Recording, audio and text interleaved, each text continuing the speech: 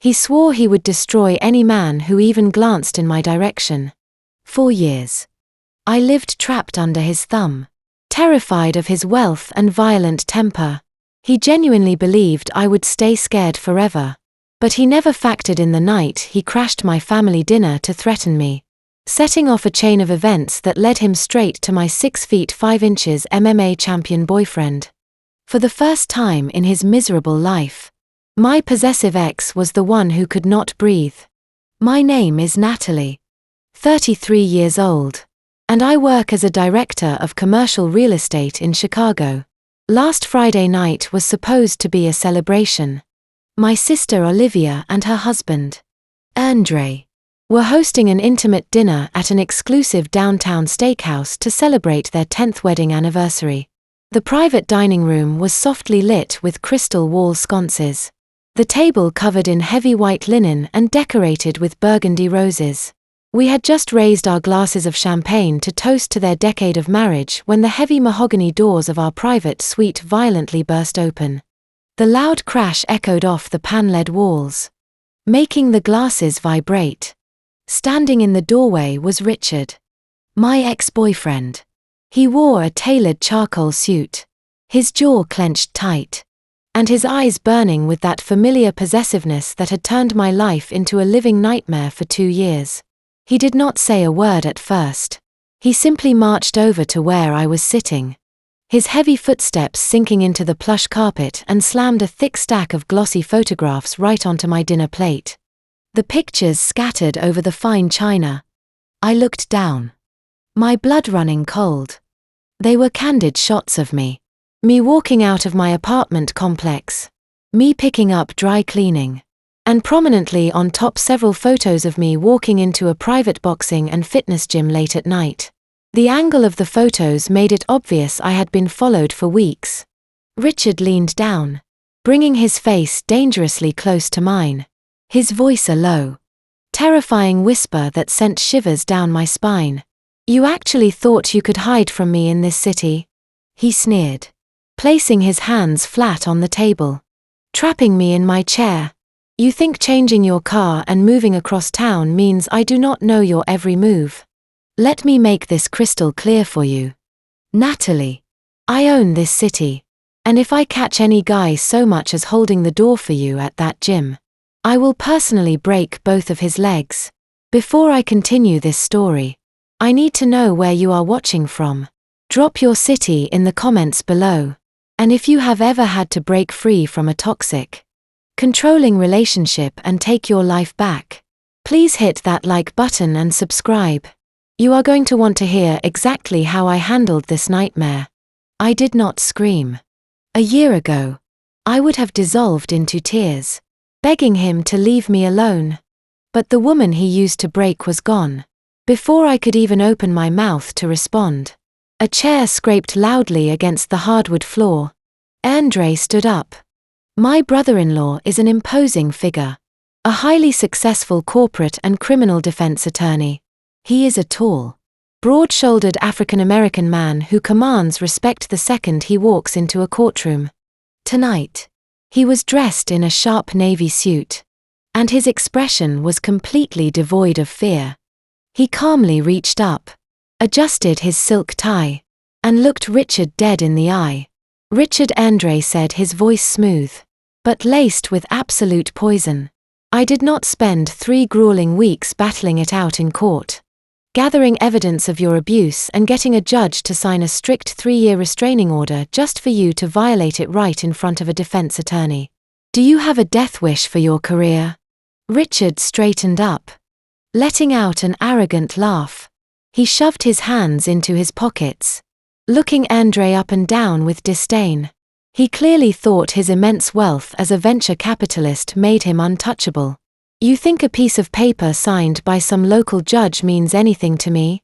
Richard shot back, pointing a finger at Andre. "You should stick to defending your petty criminals. Andre, you are out of your depth here. This does not concern you. It concerns me," Olivia snapped, standing up next to her husband, her hands trembling with rage, but her voice remarkably steady. You are ruining our anniversary. You psycho. Get out before I call the police and have you dragged out. Richard throws his head back and laughs. A sharp echoing sound that slices right through the heavy tension in the room. He looks at my sister with pure amusement. As if her anger is nothing more than an entertaining sideshow. Call them. Olivia. Richard says smoothly, casually adjusting his expensive silver cufflinks. By all means. Call the police. I would love to see the look on their faces when they try to arrest a chief executive officer for simply attending a dinner with his lead director. Andre freezes. His hand, which had been reaching into his pocket for his phone, stops midair. Richard reaches into the inner pocket of his custom-tailored jacket and pulls out a thick folded sheath of papers. He tosses it onto the table right on top of the spilled photographs. The heavy parchment slides across the white linen, stopping inches from Andre. I can clearly see the raised gold seal of a public notary stamped on the front page. What is this? Andre demands, his voice dangerously low. He picks up the document, his eyes quickly scanning the dense legal jargon. I watch the muscles in his jaw tighten, a clear sign that whatever he is reading is incredibly bad. I lean over to look at the paperwork. My stomach drops for a fraction of a second before my corporate training kicks in. It is an acquisition filing. Richard's massive venture capital firm has just executed a hostile takeover of the boutique commercial real estate agency where I work. The paperwork was finalized and legally registered this very morning.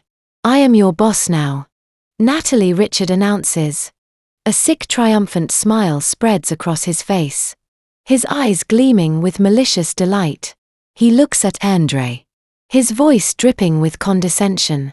And as my legal counsel has so kindly advised me, that little piece of paper you pushed through the courts does not apply to mandatory workplace supervision. A CEO has every legal right and indeed a fiduciary obligation to meet directly with his executive staff regarding company business. He takes a slow, deliberate step around the dining table, coming to stand directly behind my chair. I can feel the heat radiating off him.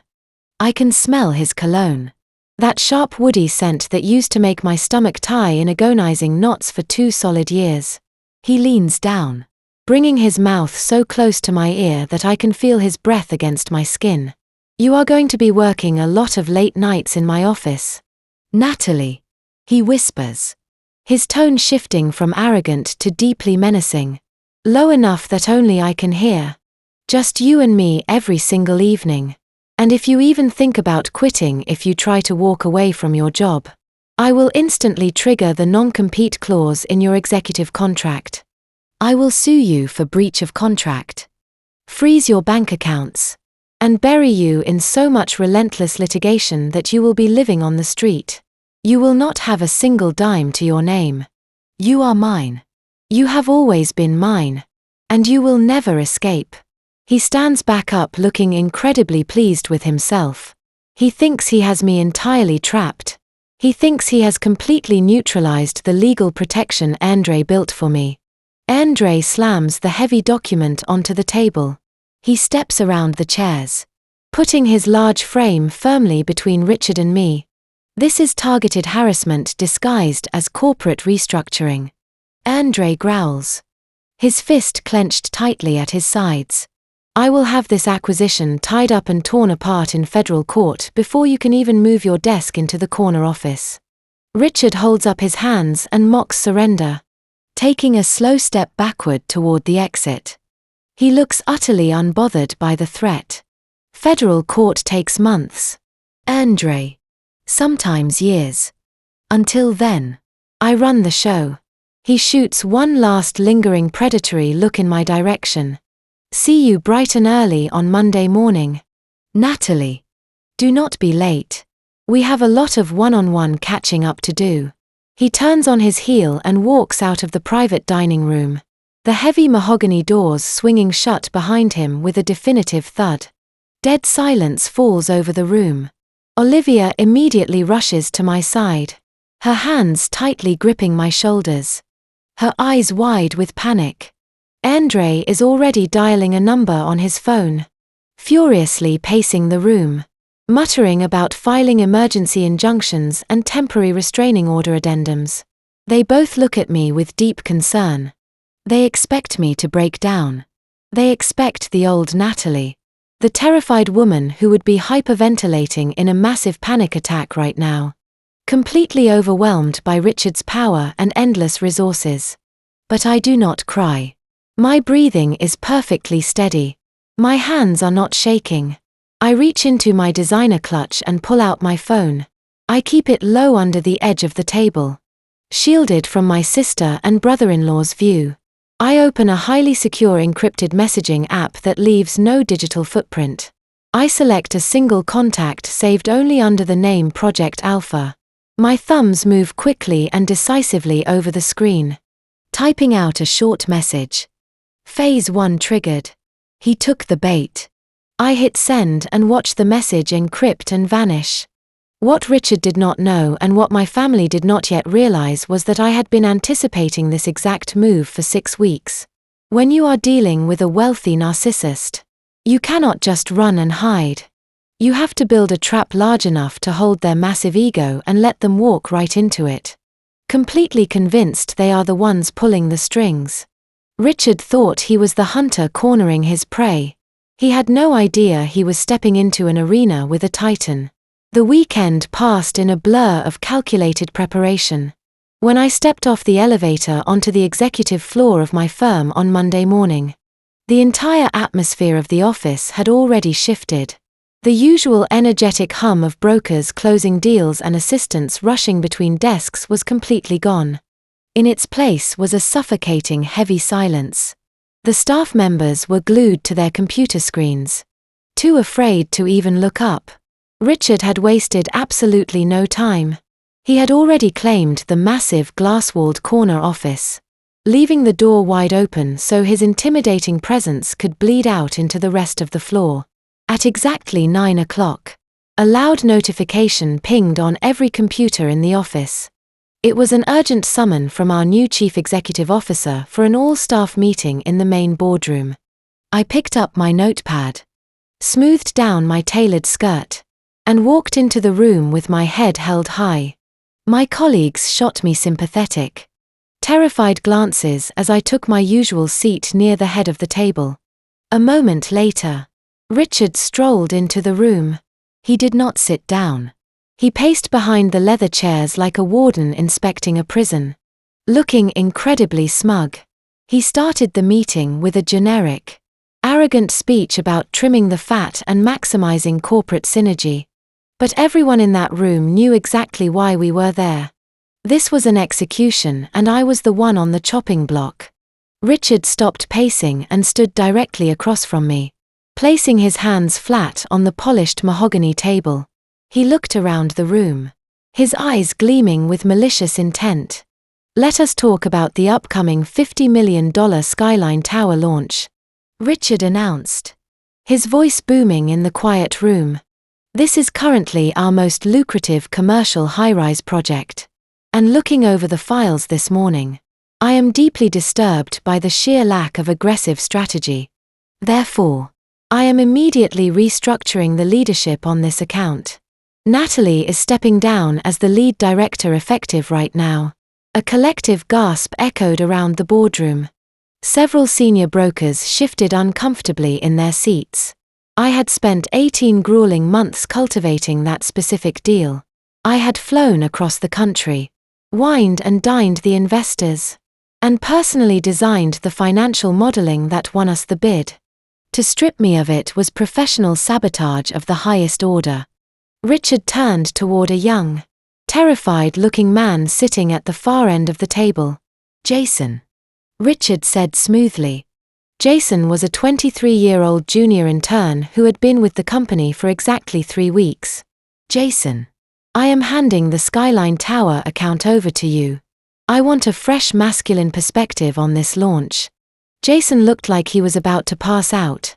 He stammered, his face turning pale, trying to explain that he did not even have a real estate license yet. Richard simply waved his hand, cutting the poor kid off. "You will do fine, Jason. As for Natalie, Richard continued, his eyes locking onto mine with a sickeningly sweet smile. She is going to be taking a step back from client relations. In fact, she is going to be my new executive personal assistant. She will be handling my schedule, organizing my files, and managing my immediate needs. The humiliation hung in the air, thick and suffocating. Taking a high-level director and publicly demoting her to a personal assistant in front of her peers was a calculated move designed to break my spirit entirely. Richard waited for me to snap. He wanted me to yell, to cry, to storm out of the room so he could immediately trigger the breach of contract clause and ruin my finances. When I remained perfectly silent and composed, his smile faltered for a fraction of a second. He decided to turn the knife deeper. "Go fetch me a coffee, Natalie," he ordered, his voice sharp and condescending. "Black 2 sugars. And try not to burn it." When a few of my colleagues visibly winced at the blatant disrespect, Richard let out a loud theatrical laugh. "Do not look so shocked, everyone." Before I generously paid off her massive student loans and pulled her out of poverty, she was practically begging for scraps. I am just putting her back where she belongs.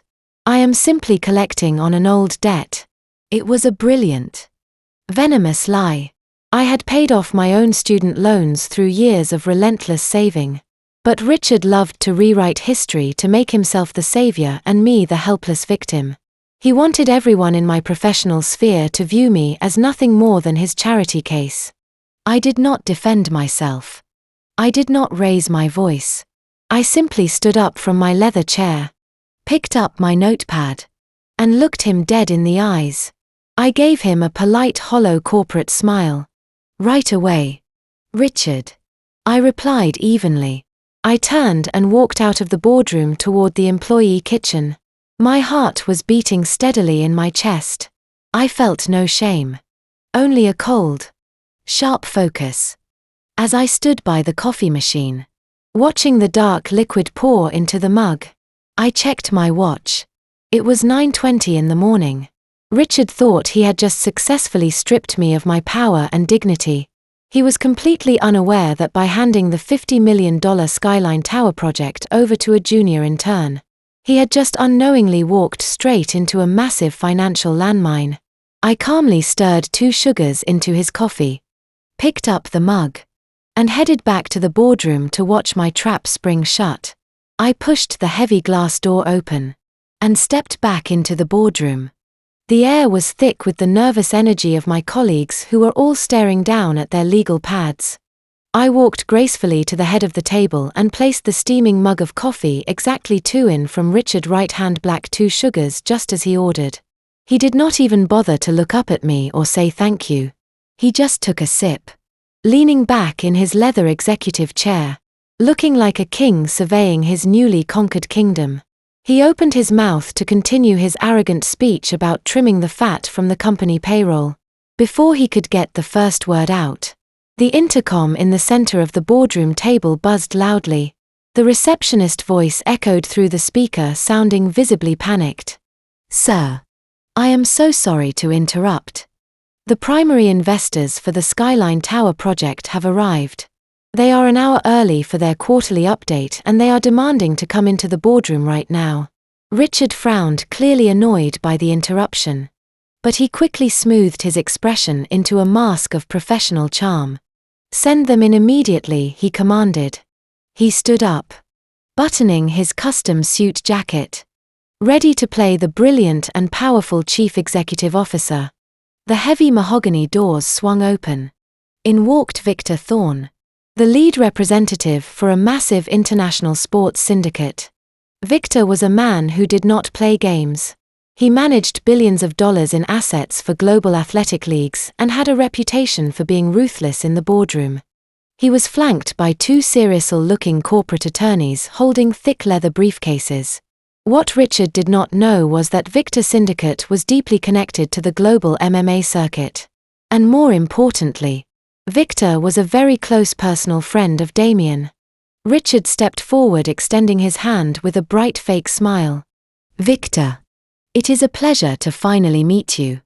I am Richard, the new CEO of this firm. As you may have heard, we recently went through an acquisition, and I am personally overseeing the restructuring of your $50 million project. Victor did not take Richard's hand. He stopped dead in his tracks. His sharp eyes scanned the room, bypassing Richard entirely, bypassing the senior partners until his gaze landed directly on me. I was standing quietly against the back wall, holding a stenopad and a pen, playing the perfect submissive personal assistant. Victor slowly turned his attention back to Richard. His expression was dangerously cold. Why is the lead director of my $50 million development standing in the corner holding a notepad like a secretary? He demanded, his voice echoing in the dead silent room. Richard let out a practiced dismissive chuckle. Ah. Yes, about that. As part of our aggressive new corporate strategy, I have decided to take Natalie off the Skyline Tower account. She simply does not have the aggressive vision required for a project of this magnitude. But do not worry, Victor. I have assigned the account to Jason here. Richard gestured toward the terrified 23-year-old intern who looked like he wanted to sink through the floor and disappear. Jason will be bringing a fresh dynamic energy to your launch. Victor stared at Richard for a long, agonizing moment. Then he let out a short, humorless laugh. He snapped his fingers. One of his attorneys immediately stepped forward, opened his briefcase, and pulled out a massive stack of legal documents. He dropped the heavy file right onto the center of the polished mahogany table with a loud thud. I do not think you read the fine print when you bought this company, Richard, Victor said, his tone dripping with absolute contempt. My legal team drafted that contract 3 weeks ago. Turn to page 42. Section 8. Richard's smile completely vanished. He grabbed the document, his eyes darting frantically over the page. Let me save you the trouble of reading the legal jargon. Victor continued, stepping closer to the table and leaning his weight on his hands. That is a keyman clause. It is a legally binding stipulation that ties our entire $50 million investment directly to one specific executive. We did not invest in this firm. We did not invest in your brand. We invested in her brain. We invested in Natalie. The color drained entirely from Richard's face. He looked up at Victor, his mouth opening and closing like a fish out of water. Victor did not give him a chance to speak. The clause is very simple. If Natalie is removed from her position as lead director for any reason, the contract is immediately null and void. We pull our $50 million in funding effective today. And furthermore, because you initiated an unauthorized change in leadership without our prior consent, we will file a lawsuit against your firm for breach of contract and project destabilization. The penalty fee is $10 million. A collective gasp swept through the boardroom. Jason, the intern, actually pushed his chair back away from the table, completely terrified of the crossfire. You cannot be serious. Richard sputtered, his composure completely shattering. You are going to pull a $50 million high-rise over one mid-level employee. I am the CEO. I have the resources to double your projected return on investment. I do not care if you are the President of the United States. Victor fired back, his voice rising in volume. Natalie designed the financial modeling. Natalie secured the zoning permits. Natalie is the only reason we are sitting in this room. So, here is your ultimatum. Richard, you have exactly 30 seconds to reinstate her with full executive autonomy, or my lawyers are filing the $10 million lawsuit before I even reach the elevator lobby. The silence in the boardroom was deafening. Every single pair of eyes slowly turned to look at Richard. He was completely trapped. The vein in his neck was throbbing visibly. He had just orchestrated a hostile takeover to control me, only to realize that doing so had put his own massive wealth directly on the chopping block. To save his company from a devastating financial blow, he was going to have to swallow his massive ego and publicly undo his own malicious trap. Richard slowly turned his head to look at me. The pure, unadulterated hatred in his eyes was palpable. But underneath the rage, for the first time in 2 years, I saw something else. I saw genuine panic. "Take a seat. Natalie." Richard choked out the words, sounding like swallowing broken glass. "You are back on the project." I smiled politely, walked over to the head of the table, and took my leather executive chair back. "Thank you, Richard," I said smoothly. "Now, if you do not mind, Victor and I have a highly classified development meeting to conduct. Could you please close the door on your way out?" The humiliation in the boardroom did not humble Richard. It only fueled his paranoia. He was a man who needed to understand every piece on the chessboard. And Victor Thorne. And his absolute refusal to negotiate proved that I was no longer a pawn. Richard knew that international sports syndicates did not just hand out $50 million Cayman clauses to local real estate directors out of the goodness of their hearts. Someone with serious leverage was backing me. Someone who had the power to make billionaires fall in line. That afternoon, Richard made a phone call from his corner office. I watched through the glass partition as he paced back and forth, furiously gesturing with his hands. He was hiring a team of private investigators. For the next 3 weeks, a black sedan followed me everywhere. The investigators tracked my route to the grocery store, took photos of me having coffee with Olivia, and documented my late-night visits to the boxing gym. But despite their best efforts, they found absolutely nothing. They were looking for a wealthy corporate tycoon in a custom suit. They never once suspected that the man holding the leash to the sports syndicate was the massive quiet guy wrapping my hands in the boxing ring. The lack of answers drove Richard completely insane. His need for control was a sickness, and being kept in the dark was his ultimate trigger. If his expensive investigators could not find the phantom billionaire backing me, Richard decided he would force the truth out of me himself. He just needed to isolate me. 2 days later, the trap was set. It was a Friday evening. At exactly 5 o'clock, the floor began to clear out. People were eager to start their weekend. I was packing up my briefcase when Richard walked out of his office. He was pushing a heavy metal cart loaded with dozens of thick, dusty archive boxes. He wheeled the cart directly to my desk and dropped the first 3 boxes onto my keyboard with a loud thud. "We have a problem, Natalie," he announced, his voice carrying clearly across the half-empty floor to ensure the remaining employees heard him. The compliance department just flagged a massive discrepancy in the commercial zoning permits from the last 3 years. Every single file needs to be manually audited and cross-referenced by Monday morning. Since you are the lead director, this falls on your shoulders. I looked at the mountain of paperwork. It was easily a 40-hour job. "I will come in first thing tomorrow morning and work through the weekend," I replied calmly, reaching for my coat. Richard shook his head, a dark predatory smile creeping onto his face. "No, you will not. These are confidential documents. They cannot be left unattended over the weekend.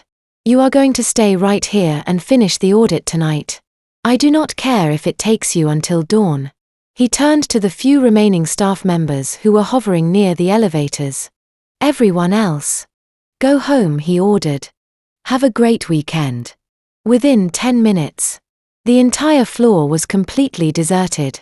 The overhead fluorescent lights automatically dimmed, leaving only the small desk lamps casting long, eerie shadows across the rows of cubicles. I sat in the silence, methodically opening the first box and organizing the files. I knew exactly what he was doing. This had nothing to do with zoning permits and everything to do with breaking my psychological boundaries. Hours ticked by. The city outside grew dark. At exactly midnight, a heavy metallic clank echoed through the empty office. It was the sound of the main security doors locking down. My heart briefly skipped a beat. Richard had just manually engaged the overnight lockdown protocol from his office computer. We were completely sealed inside the building. A moment later, I heard his heavy footsteps slowly approaching my desk. He did not say a word at first. He just stood behind my chair, his presence a suffocating weight in the quiet room. Then he reached down and slammed my open file folder shut. I spun my chair around to face him.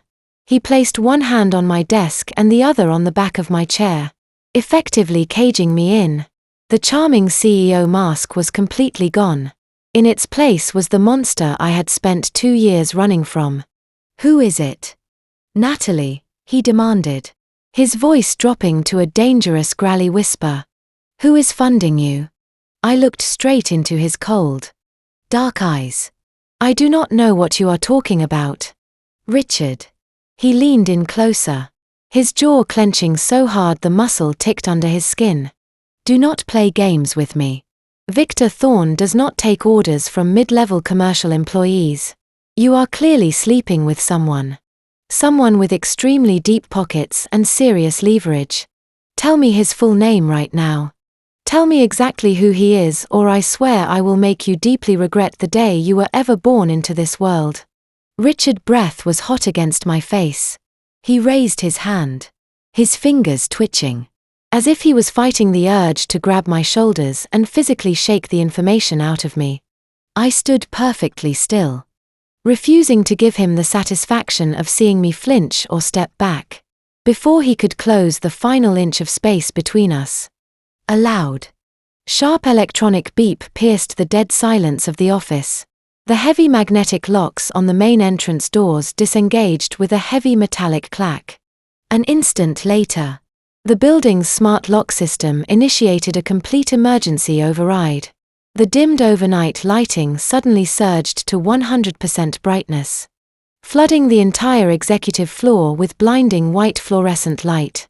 Richard stumbled back, throwing his arm up to shield his eyes from the sudden glare.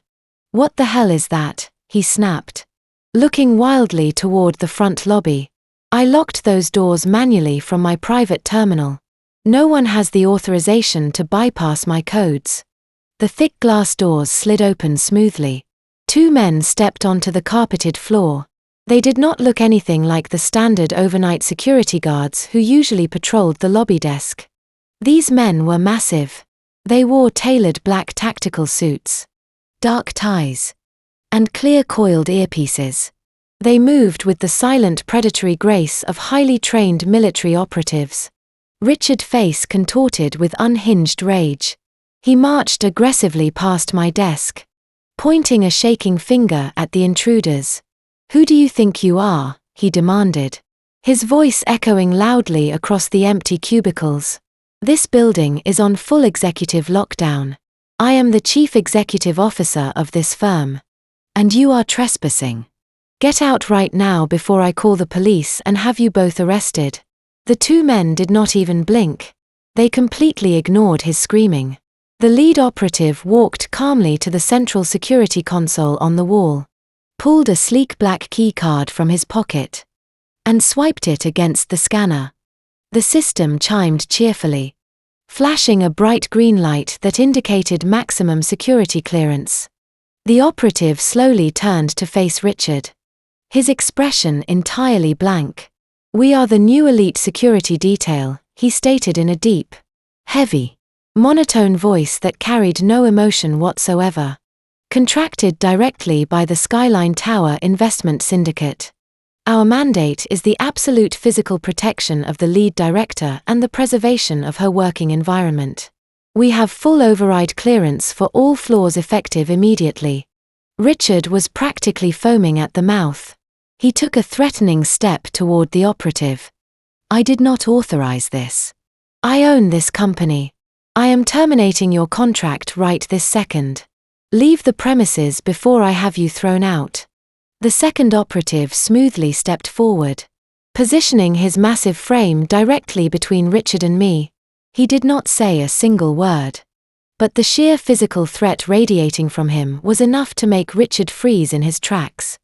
The operative was a solid wall of muscle, and his cold, unblinking stare made it very clear that if Richard took one more aggressive step forward, he would be forcefully neutralized. The lead operative looked past Richard and spoke directly to me. "Ma," he said respectfully. "The investors have determined that working past midnight is detrimental to the health of their key asset. Your audit shift is officially over. We are here to escort you safely to your vehicle." I smiled internally. Damien was always watching. I calmly reached down, picked up my designer winter coat, and slung my leather purse over my shoulder. "Thank you, gentlemen," I replied, clearly, my voice steady and confident. "I am ready to go." I walked right past Richard. He stood completely frozen in place. His fists clenched so hard. His knuckles were stark white.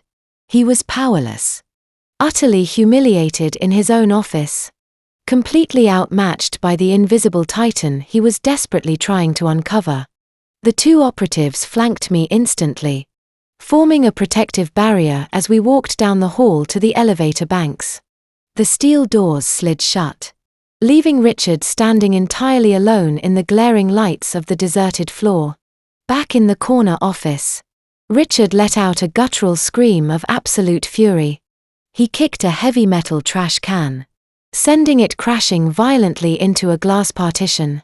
He stormed back to his desk, grabbing his custom-tailored suit jacket from the back of his leather chair. He was ready to leave, ready to tear the city apart to find out who had the power to humiliate him like this.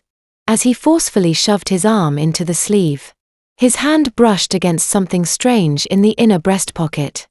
Richard frowned. He reached inside and pulled out a cheap plastic burner phone. It was completely unfamiliar. He had never seen it before in his life, and he certainly had not put it in his own pocket. Just as he held it up to the harsh overhead light, the screen illuminated with a bright flash. The phone vibrated violently in his palm. A single text message appeared on the lock screen. Richard stared at the glowing letters, the blood slowly draining from his face as the terrifying reality of his situation finally began to set in. The text read, "Touch her. You lose your hands."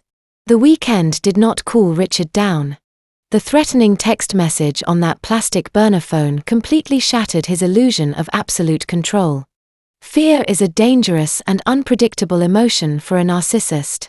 When a man who is used to playing God suddenly realizes he is not the smartest or the strongest person in the room, that fear quickly metastasizes into an obsessive, blinding rage. If he could not physically intimidate me without losing his hands, he decided to destroy me the only other way he knew how. He would use his immense corporate power to strip away my reputation and my freedom. He decided to frame me for a federal crime. On Wednesday morning, the firm was scheduled to host our quarterly company luncheon.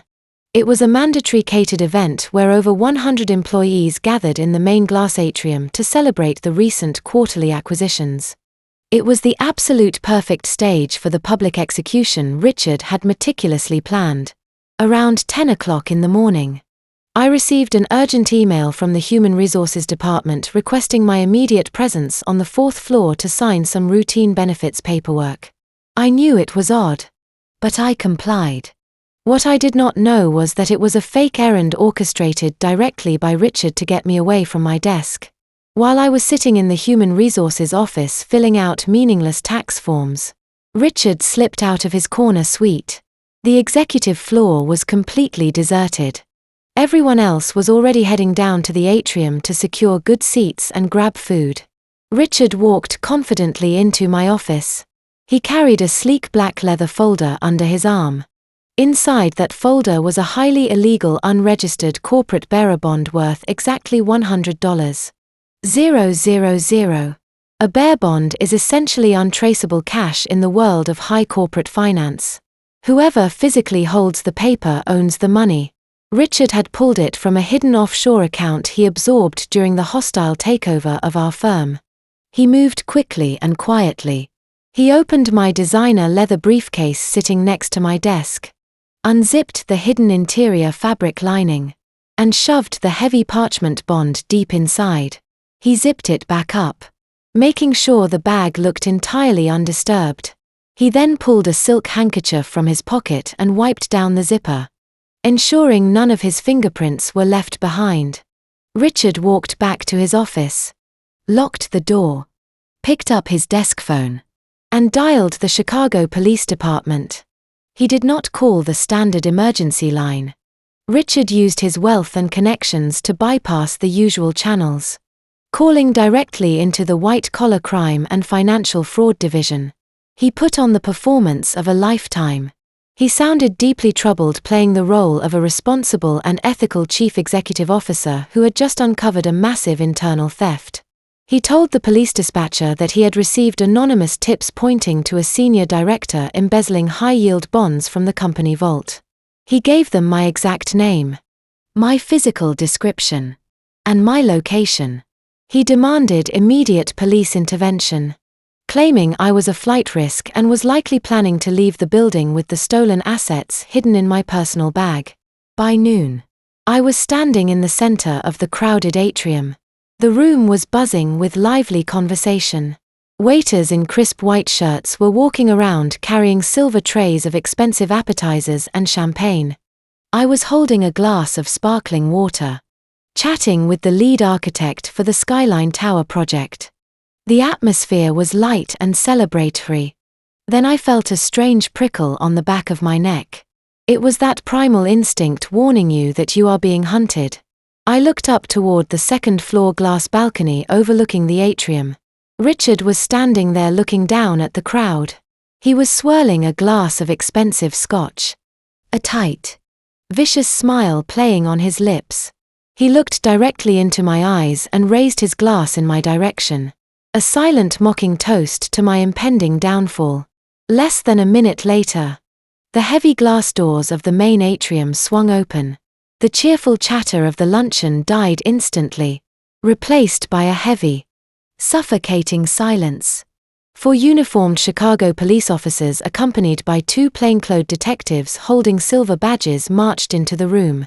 Their hands rested securely on their utility belts, their expressions deadly serious. They did not stop at the reception desk to ask for directions. They walked with absolute purpose straight into the middle of the crowded room, parting the sea of terrified employees. My heart hammered against my ribs, but my face remained perfectly calm. I knew exactly who they were looking for. And looking up at the balcony, I knew exactly who had sent them. The lead detective, a tall man with a stern face and sharp eyes, walked straight toward me. He held up a silver badge. "Natalie," he stated, his voice carrying easily over the dead silence of the atrium. "I am Detective Miller with the Chicago Police Department Financial Crimes Unit. We need you to step away from your colleagues and keep your hands where we can see them." The lead architect I had been speaking with instantly stepped back, looking at me with a mixture of shock and horror. Dozens of my co-workers began whispering frantically to each other. The public humiliation was absolute, exactly as Richard had planned. I set my glass of sparkling water down on the nearest table and calmly placed my hands in front of me. "I am Natalie," I replied smoothly. "Is there a problem?" "Detective, we received a credible tip regarding the theft of high V-value corporate bearer bonds from the executive vault," Detective Miller explained, his eyes narrowing as he assessed my complete lack of panic. "We have reason to believe the stolen assets are currently on your person or within your immediate belongings." Before I could answer, Richard came rushing down the grand staircase from the second-floor balcony. He was practically out of breath, playing the role of the deeply concerned and benevolent CEO to absolute perfection. "Wait. Officers. Please wait," he called out, pushing his way through the crowd of stunned employees. "Let us not escalate this unnecessarily." Richard stepped between me and the detectives, holding his hands up in a placating gesture. "Look, Natalie has been under an immense amount of stress lately," he said, his voice dripping with fake sympathy so loud the entire room could hear. "The recent corporate acquisition has been very hard on her. She has not been thinking clearly. I am the CEO of this firm.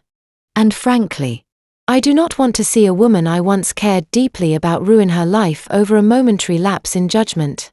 He turned to look at me, his eyes full of malicious glee, masked as concern. Just give the bond back, Natalie, he urged softly, playing the magnanimous savior. Tell the officers it was a mistake. If you just come home with me right now, I will personally see to it that you get the psychological help you so clearly need. I will tell the police I declined to press charges and we can handle this internally. It was a brilliantly evil trap. He was offering me a way out of going to jail. But the price was my total surrender. He wanted me to publicly admit to a crime I did not commit, establishing a record of theft and mental instability, and then walk out of the building completely under his control. If I agreed, he owned me forever. I looked at him, feeling a wave of pure disgust. I am not going anywhere with you, Richard, I said clearly, my voice ringing out across the silent atrium. And I certainly do not need your psychological help. Richard sighed heavily, shaking his head as if he was deeply disappointed. He turned back to the detectives, throwing his hands up in defeat. I tried. Officers. I really did. But if she refuses to cooperate, I suppose you have to do your job. Detective Miller nodded grimly. Ma, we are going to need to search your belongings. Is that your briefcase over by the table? I looked at my designer leather bag sitting exactly where I had left it before I went upstairs to Human Resources. Yes. That is my bag, I confirmed calmly. Go ahead and search it. I have absolutely nothing to hide. One of the uniformed officers walked over, picked up the briefcase, and placed it on the catering table, pushing aside a tray of appetizers. He unlatched the heavy brass buckles and opened the top flap. He began meticulously pulling out my files, my laptop, and my makeup bag. Richard stood a few feet away, watching with barely concealed excitement. He was waiting for the exact moment the police pulled out the illegal bond and slapped the cold metal handcuffs around my wrists. The officer ran his hands along the inside of the bag. He paused, his fingers catching on the hidden interior zipper. He pulled the zipper down and reached his hand deep into the fabric lining. He pulled out a sleek black leather folder. Richard's eyes practically lit up. He took a small step forward, ready to deliver his final crushing blow of fake sympathy. The officer opened the folder. Inside lay the crisp, heavy parchment of the unregistered corporate bearer bond, clearly stamped with the $100,000 denomination. A collective gasp echoed through the crowd of employees. My career, my reputation, and my freedom were dangling by a thread. Detective Miller looked at the bond, then looked up at me, his expression hardening. Turn around and put your hands behind your back. Natalie, he ordered sharply. You are under arrest for grand larceny and corporate embezzlement. Richard smiled. He had won. Or so he thought. Just as the officer reached for his handcuffs, the heavy glass doors of the atrium swung open for a second time and Andre walked in. Stop exactly what you are doing. The voice boomed across the silent atrium, echoing off the high glass ceilings. Everyone turned to look. Andre was striding across the marble floor, dressed in a sharp charcoal suit, carrying a thick manila folder under his arm. He moved with the undeniable authority of a man who owned every courtroom he ever walked into. Detective Miller frowned, keeping one hand hovering near his utility belt. And who are you? Sir, this is an active crime scene. I am Andre, senior partner at Vance & Associates. And I am the primary legal counsel for Natalie, he stated clearly, stepping right between me and the arresting officers. And if you put those handcuffs on my client, detective, I will personally see to it that the city of Chicago pays out a wrongful arrest settlement so large it will bankrupt your precinct. Richard let out a harsh, patronizing laugh. He stepped forward, trying to regain control of the room. "Officers, do not listen to this man. He is her brother-in-law. He has no authority here. Natalie was just caught red-handed with stolen corporate assets. Do your jobs and take her away." Andre ignored Richard completely. He looked directly at Detective Miller and handed him the thick manila folder. "That is a federal subpoena," Detective Andre explained smoothly. "It was signed this morning by a federal judge.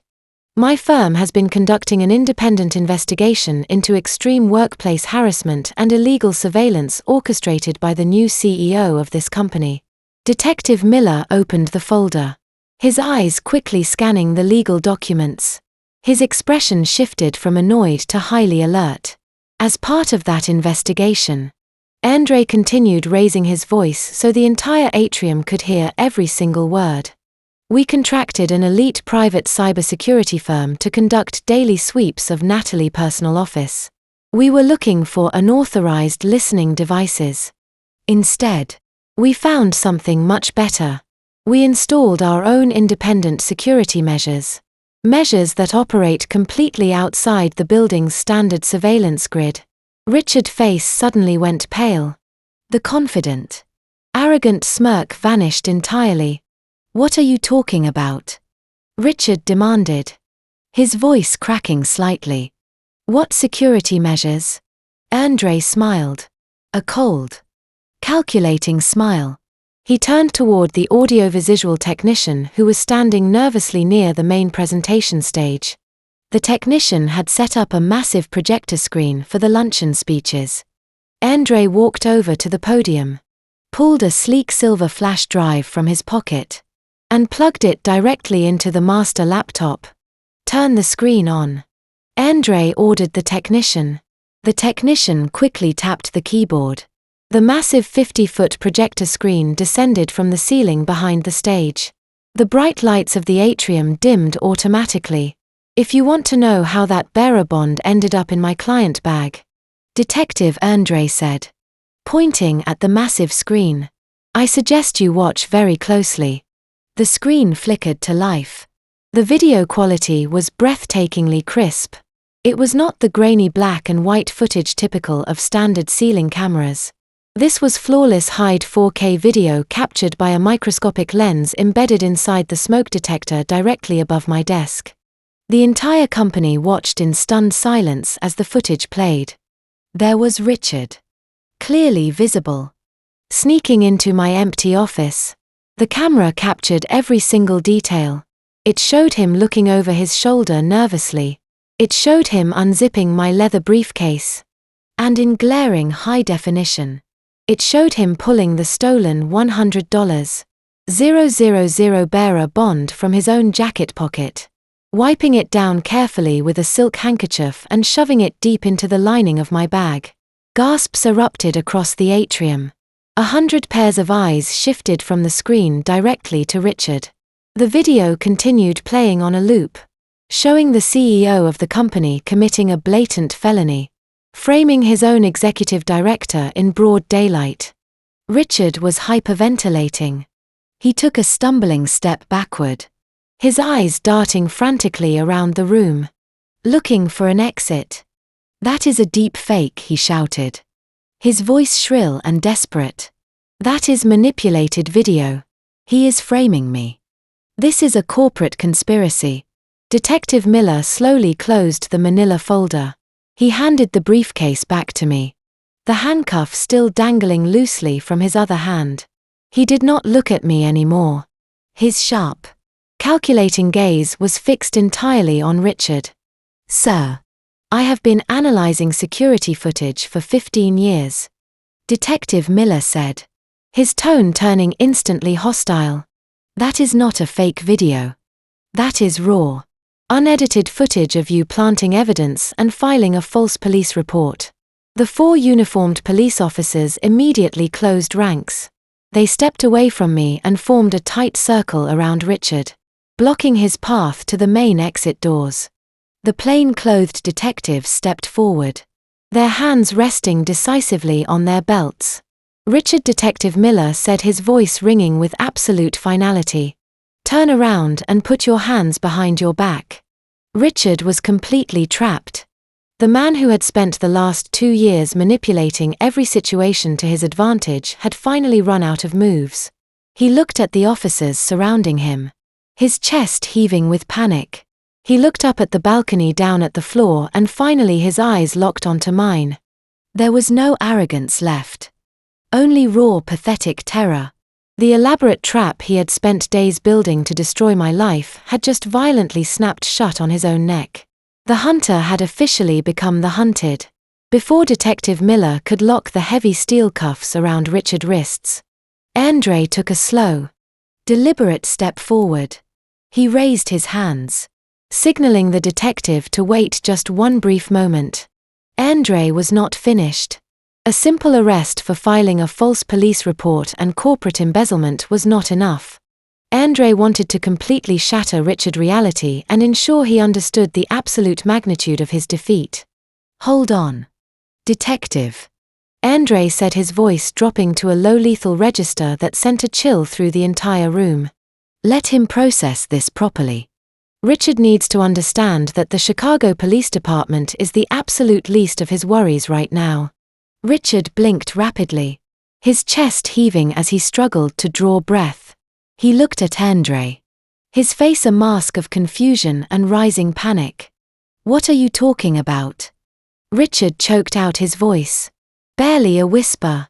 Andre leaned in closer, invading Richard's personal space, forcing him to listen to every single word. "When you manually locked down the executive floor on Friday night to trap Natalie, you bypassed the primary firewall of this building. You opened a back door in the corporate network. You thought you were being clever, asserting your dominance. But you actually gave our cybersecurity team direct, unhindered access to your private executive terminal." The color drained from Richard's face so completely he looked like a ghost. "We were not just looking for camera feeds." Andre continued his words, hitting Richard like physical blows. "Our team ran a full diagnostic on your network traffic. They noticed some extremely interesting routing protocols. Massive, heavily encrypted data packets being bounced through offshore IP login. The Cayman Islands. The Seychelles. Tens of millions of dollars being quietly siphoned out of the venture capital fund you manage. Completely hidden from your investors and the federal government. You have no right." Richard stammered, his eyes darting frantically. "That is illegal search and seizure.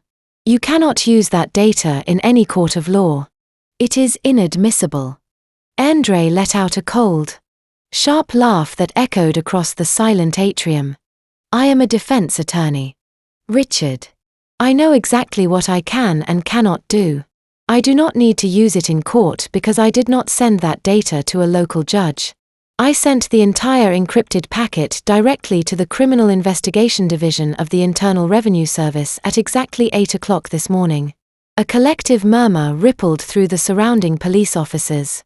Even Detective Miller raised an eyebrow, stepping back slightly. Everyone in that room knew the Internal Revenue Service did not play games. When the federal government came for your money, they did not care about your expensive lawyers. They froze everything first and asked questions later. They are freezing your personal assets as we speak, Andre stated smoothly, stepping back and straightening his perfectly tailored suit jacket. They are seizing your offshore accounts. They are auditing every single company you have ever acquired. You are not just going to lose your job today. You are going to lose every single dime you have ever stolen. And you are going to spend the next 20 years in a federal penitentiary for massive tax evasion and wire fraud. Richard's legs practically gave out. One of the uniformed officers had to grab his arm to keep him from collapsing onto the polished marble floor. The billionaire venture capitalist. The man who believed he owned the city and everyone in it was completely broken. He had nothing left. No power. No money. No leverage. The empire he used to terrorize me was burning to the ground right in front of his eyes. Detective Miller stepped in, spinning Richard around roughly and snapping the cold metal handcuffs tightly onto his wrists. You have the right to remain silent, the detective recited. His voice ringing with absolute finality. Anything you say can and will be used against you in a court of law. The officers began marching Richard toward the main glass doors of the atrium. The crowd of employees silently parted for them, their faces completely stunned. The great chief executive officer was doing the perp walk in his own lobby. His career destroyed in a matter of minutes. But as Richard reached the exit doors, he stopped. He dug his expensive leather shoes into the floor, fighting the officers for just 1 second. He slowly turned his head and looked back across the massive room, his eyes locking directly onto mine. The panic in his face had vanished. The pathetic whimpering fear was gone. In its place was something much darker and far more dangerous. It was a cold, psychotic clarity. In that exact moment, Richard finally understood the scope of his situation. He realized he was not just fighting my clever lawyer brother-in-law. He was being hunted by an invisible giant. Someone with limitless resources, military-grade cyber teams, and the power to crush him like an insect without ever showing their face. He knew his life was effectively over. He was going to federal prison and he was going to die a poor man. But as he stared at me, his eyes burning with pure unadulterated hatred, I saw a silent, terrifying promise forming in his mind. If his invisible enemy was going to take away his empire, he was going to take away the only thing that mattered to them. He was going to destroy me. Not my career, not my reputation. He was going to destroy me physically. He vowed to himself that before they locked him in a cage, he would drag me down to hell with him. It took less than 48 hours for Richard to hit the streets again. While the Internal Revenue Service had frozen his primary banking accounts, a man with his level of obsessive paranoia always had contingencies. He used a hidden decentralized cryptocurrency wallet and a team of high-priced emergency defense attorneys to post his massive cash bail just hours before the federal government could completely lock down his assets.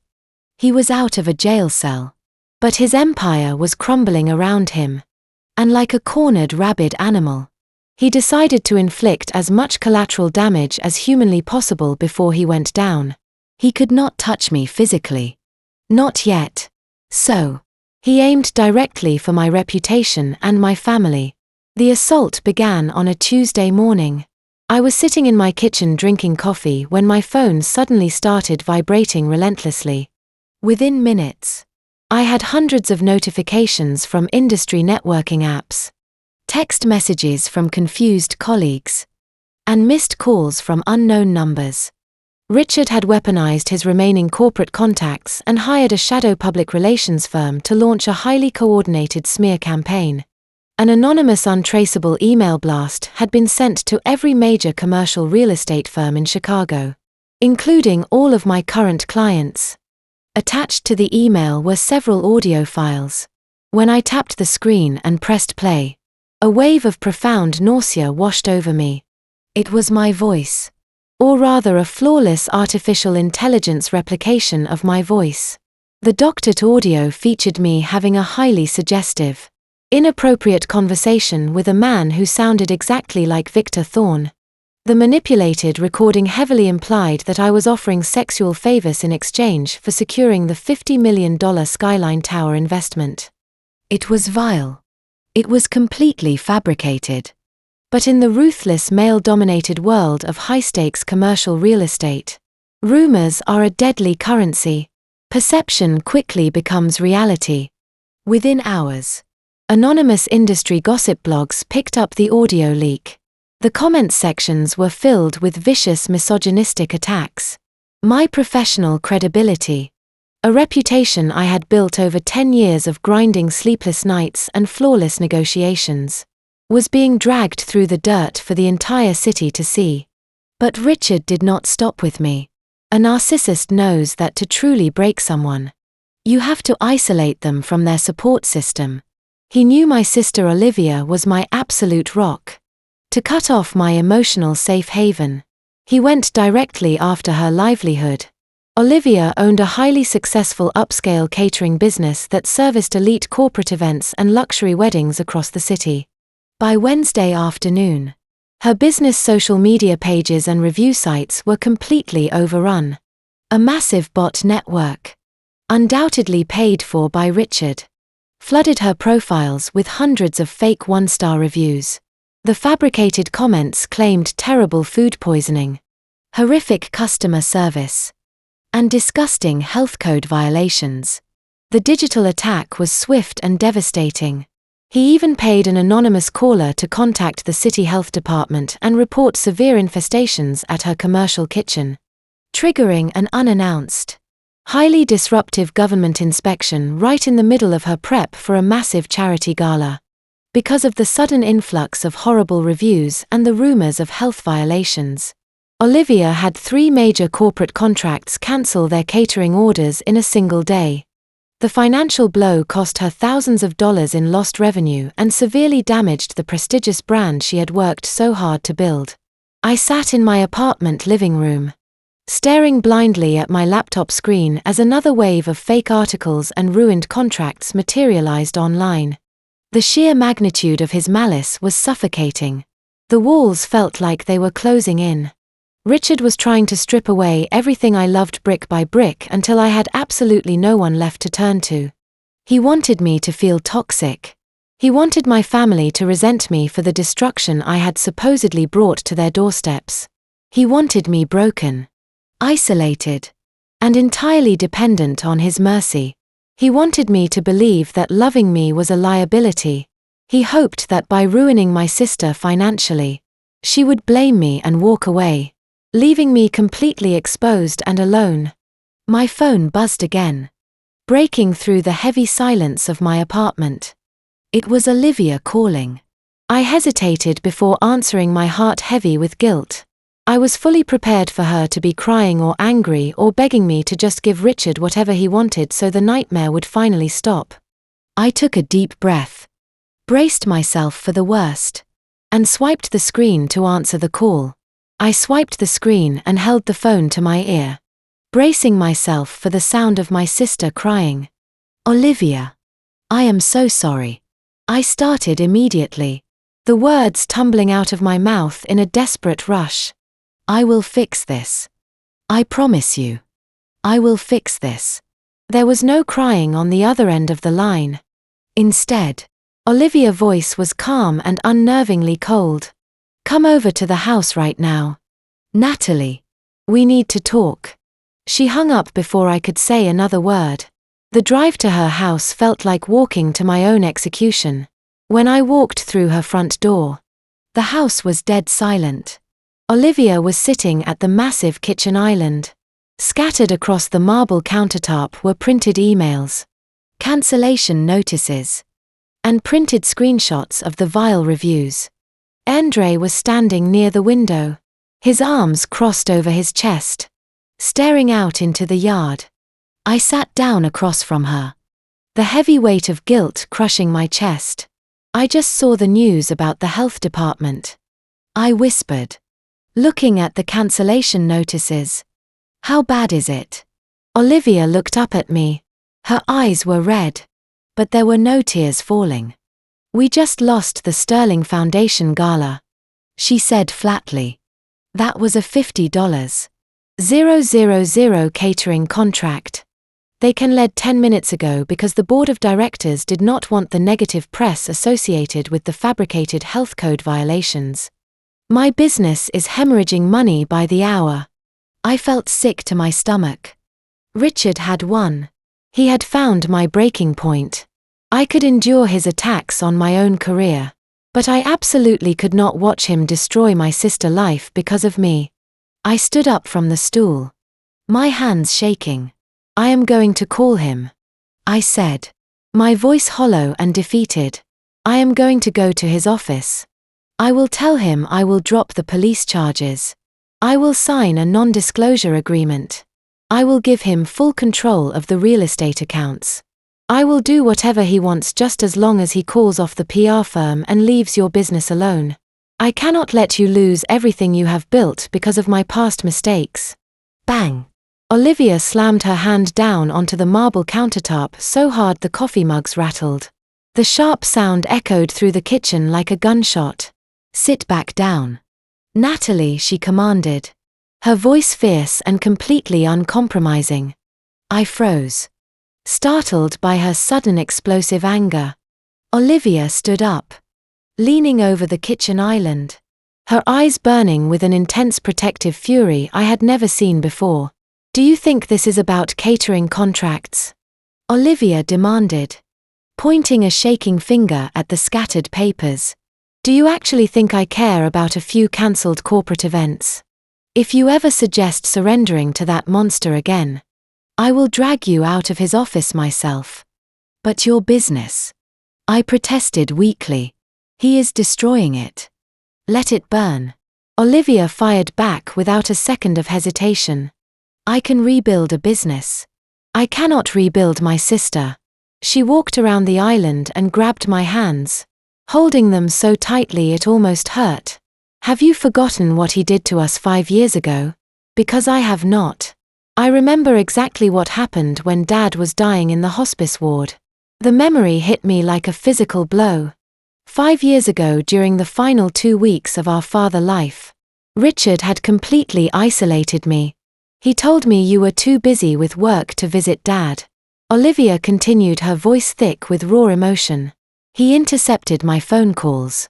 He convinced you that Dad was stable and did not want visitors, while simultaneously telling me and Mom that you could not handle the grief and needed space.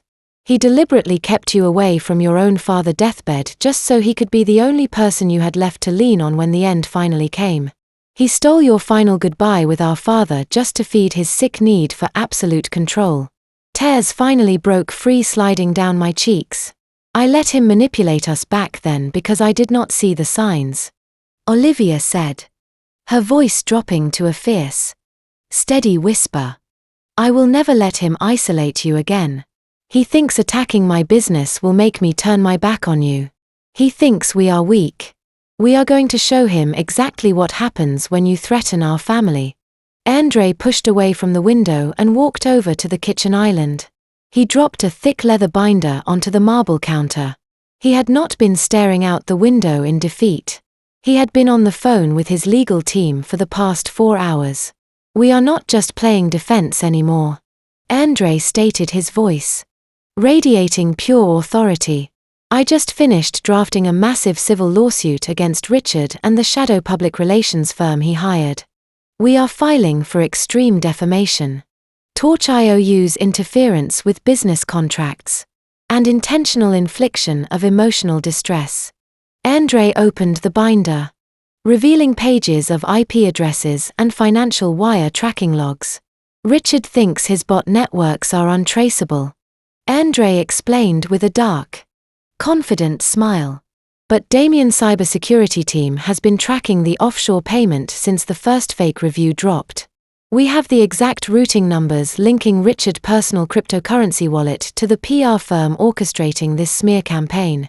We are going to take everything he has left," Olivia said, standing shoulder to shoulder with her husband. I looked at my sister and my brother-in-law. The suffocating guilt vanished completely, replaced by a surging wave of adrenaline and profound gratitude. Richard wanted to break me by attacking my family. Instead, he had just forged us into an unbreakable united front. He had completely miscalculated. But as Andre finalized the massive lawsuit that would officially ruin Richard, none of us realized that Richard had already come to the exact same conclusion. He knew lawsuits took months to process. He knew his financial resources were rapidly draining. He was out of legal options, out of money, and completely out of time. He was no longer trying to win a corporate war. He was preparing to launch a violent physical strike. Richard sat in the dimly lit living room of his luxury penthouse. The massive floor-to-ceiling windows offered a sweeping view of the Chicago skyline. But he was not looking at the view. He was staring at the blinking cursor on his encrypted laptop. His primary bank accounts were officially locked. The offshore routing numbers he had relied on for years were flagging as seized by federal authorities. His heartbreak defense attorneys were demanding massive retainer fees he could no longer easily liquidate. He was bleeding out financially, and Andre's civil lawsuit was going to be the final nail in his coffin. He knew the legal system inside and out. Lawsuits. Even slam-dunk cases like the one Andre was building took months to litigate. The federal investigation by the Internal Revenue Service would take even longer to formally indict him. But Richard did not have months. He needed leverage right now. He needed a way to force my hand before the walls completely caved in on him. He needed his golden ticket back. He needed the Skyline Tower project. The $50 million deal with Victor Thorne was scheduled to be finalized and publicly signed at the end of the week. The signing was not happening in a boring corporate boardroom. It was the centerpiece of the annual Chicago Architectural Heritage Charity Gala. It was a massive high-profile event attended by the wealthiest investors and socialites in the city. I was going to be the guest of honor, cementing my status as one of the top commercial real estate directors in the country. Richard realized that if he could just get me on camera physically signing a legally binding transfer of the Keyman clause back over to his holding company, he could use that document to immediately extract millions in collateral loans from shady private lenders. He could secure the untraceable cash he desperately needed to flee the country before the federal government took his passport. But he knew I would never sign that document willingly. He was going to have to force me. He closed his laptop and walked over to the heavy steel safe hidden behind a painting in his home office. He spun the dial, pulled the heavy door open, and pulled out a thick canvas duffel bag. Inside was $200. 000 in unmarked, non-sequential $100 bills. It was his absolute last resort emergency fund. He threw the bag onto his mahogany desk and picked up a disposable burner phone. Richard made a single phone call to a contact he had acquired years ago during a highly illegal zoning dispute. Within 2 hours, 4 men arrived at his penthouse. They did not wear tailored suits. They did not carry corporate badges. These were underground enforcers. They were ruthless, violent men who operated completely outside the law, handling the kind of dark physical problems that wealthy executives usually paid millions to ignore. The leader of the crew, a heavily scarred man named Silas, unzipped the canvas duffel bag and ran his thumb over the stacks of cash. He looked up at Richard, waiting for the instructions. Richard pulled up a digital blueprint of the historic hotel where the charity gala was being held. He pointed to a specific room located just off the main ballroom. "This is the VIP dressing lounge," Richard explained, his voice cold and clinical. "Natalie will be in this room preparing for the final contract signing at exactly 8 o'clock on Saturday night. She will be isolated from the main crowd." Silas studied the blueprint, noting the security checkpoints and the service elevators. "What is the objective?" he asked, his voice rough like gravel. "I need her extracted from that room without causing a public panic," Richard instructed. "You will bypass the standard hotel security, infiltrate the VIP corridor, and secure the room. I will be waiting inside the service stairwell. Once you have her cornered, you will let me in. If she screams, you silence her. If she fights, you break whatever you need to break to make her compliant. But you keep her right hand intact. I need her to hold a pen, and I need her to read a scripted statement on video transferring her corporate rights directly to me." Silas nodded slowly, pocketing a thick stack of the $100 bills. "And what if she brought her own security?" Richard waved his hand dismissively. "She has a couple of overpaid corporate bodyguards and a lawyer for a brother-in-law. They are used to dealing with white-collar threats. They are not prepared for actual street-level violence.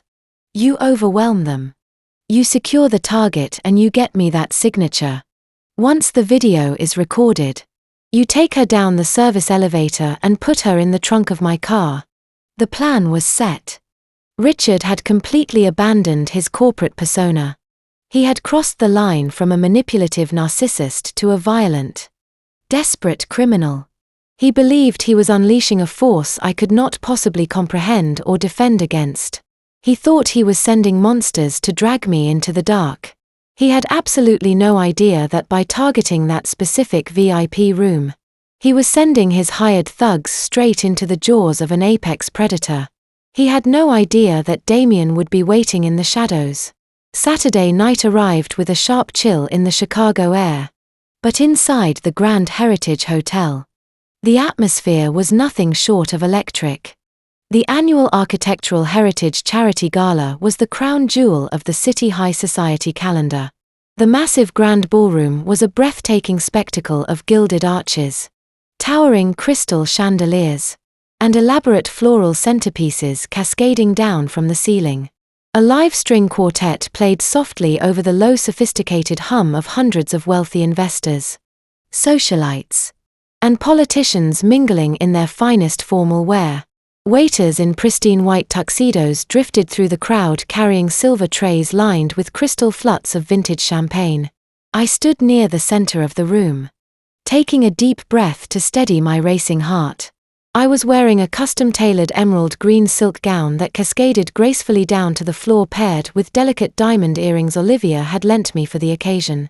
For the first time in my entire life, I felt truly untouchable. This was my night. The culmination of 18 months of relentless hard work, late nights, and fighting tooth and nail against Richard's attempts to destroy me. In less than an hour, Victor Thorne and I would retreat to the private VIP lounge to officially sign the $50 million Skyline Tower contract, securing my professional legacy and my financial independence forever. Andre and Olivia were standing a few feet away, chatting warmly with a group of city council members. Andre looked sharp in a classic black tuxedo, keeping a watchful eye on the room, while Olivia beamed with pride. They had shielded me from the legal and public relations fallout all week, allowing me to focus entirely on closing this massive deal. I felt a profound sense of gratitude looking at them. I finally felt safe. But true predators do not announce their arrival. While I was smiling and shaking hands with the city elite, Richard was quietly slipping through the shadows of the hotel. He did not walk through the main entrance with the flashing cameras and the red carpet. Richard used a highly sophisticated forged VIP credential to bypass the secondary security checkpoint near the loading docks.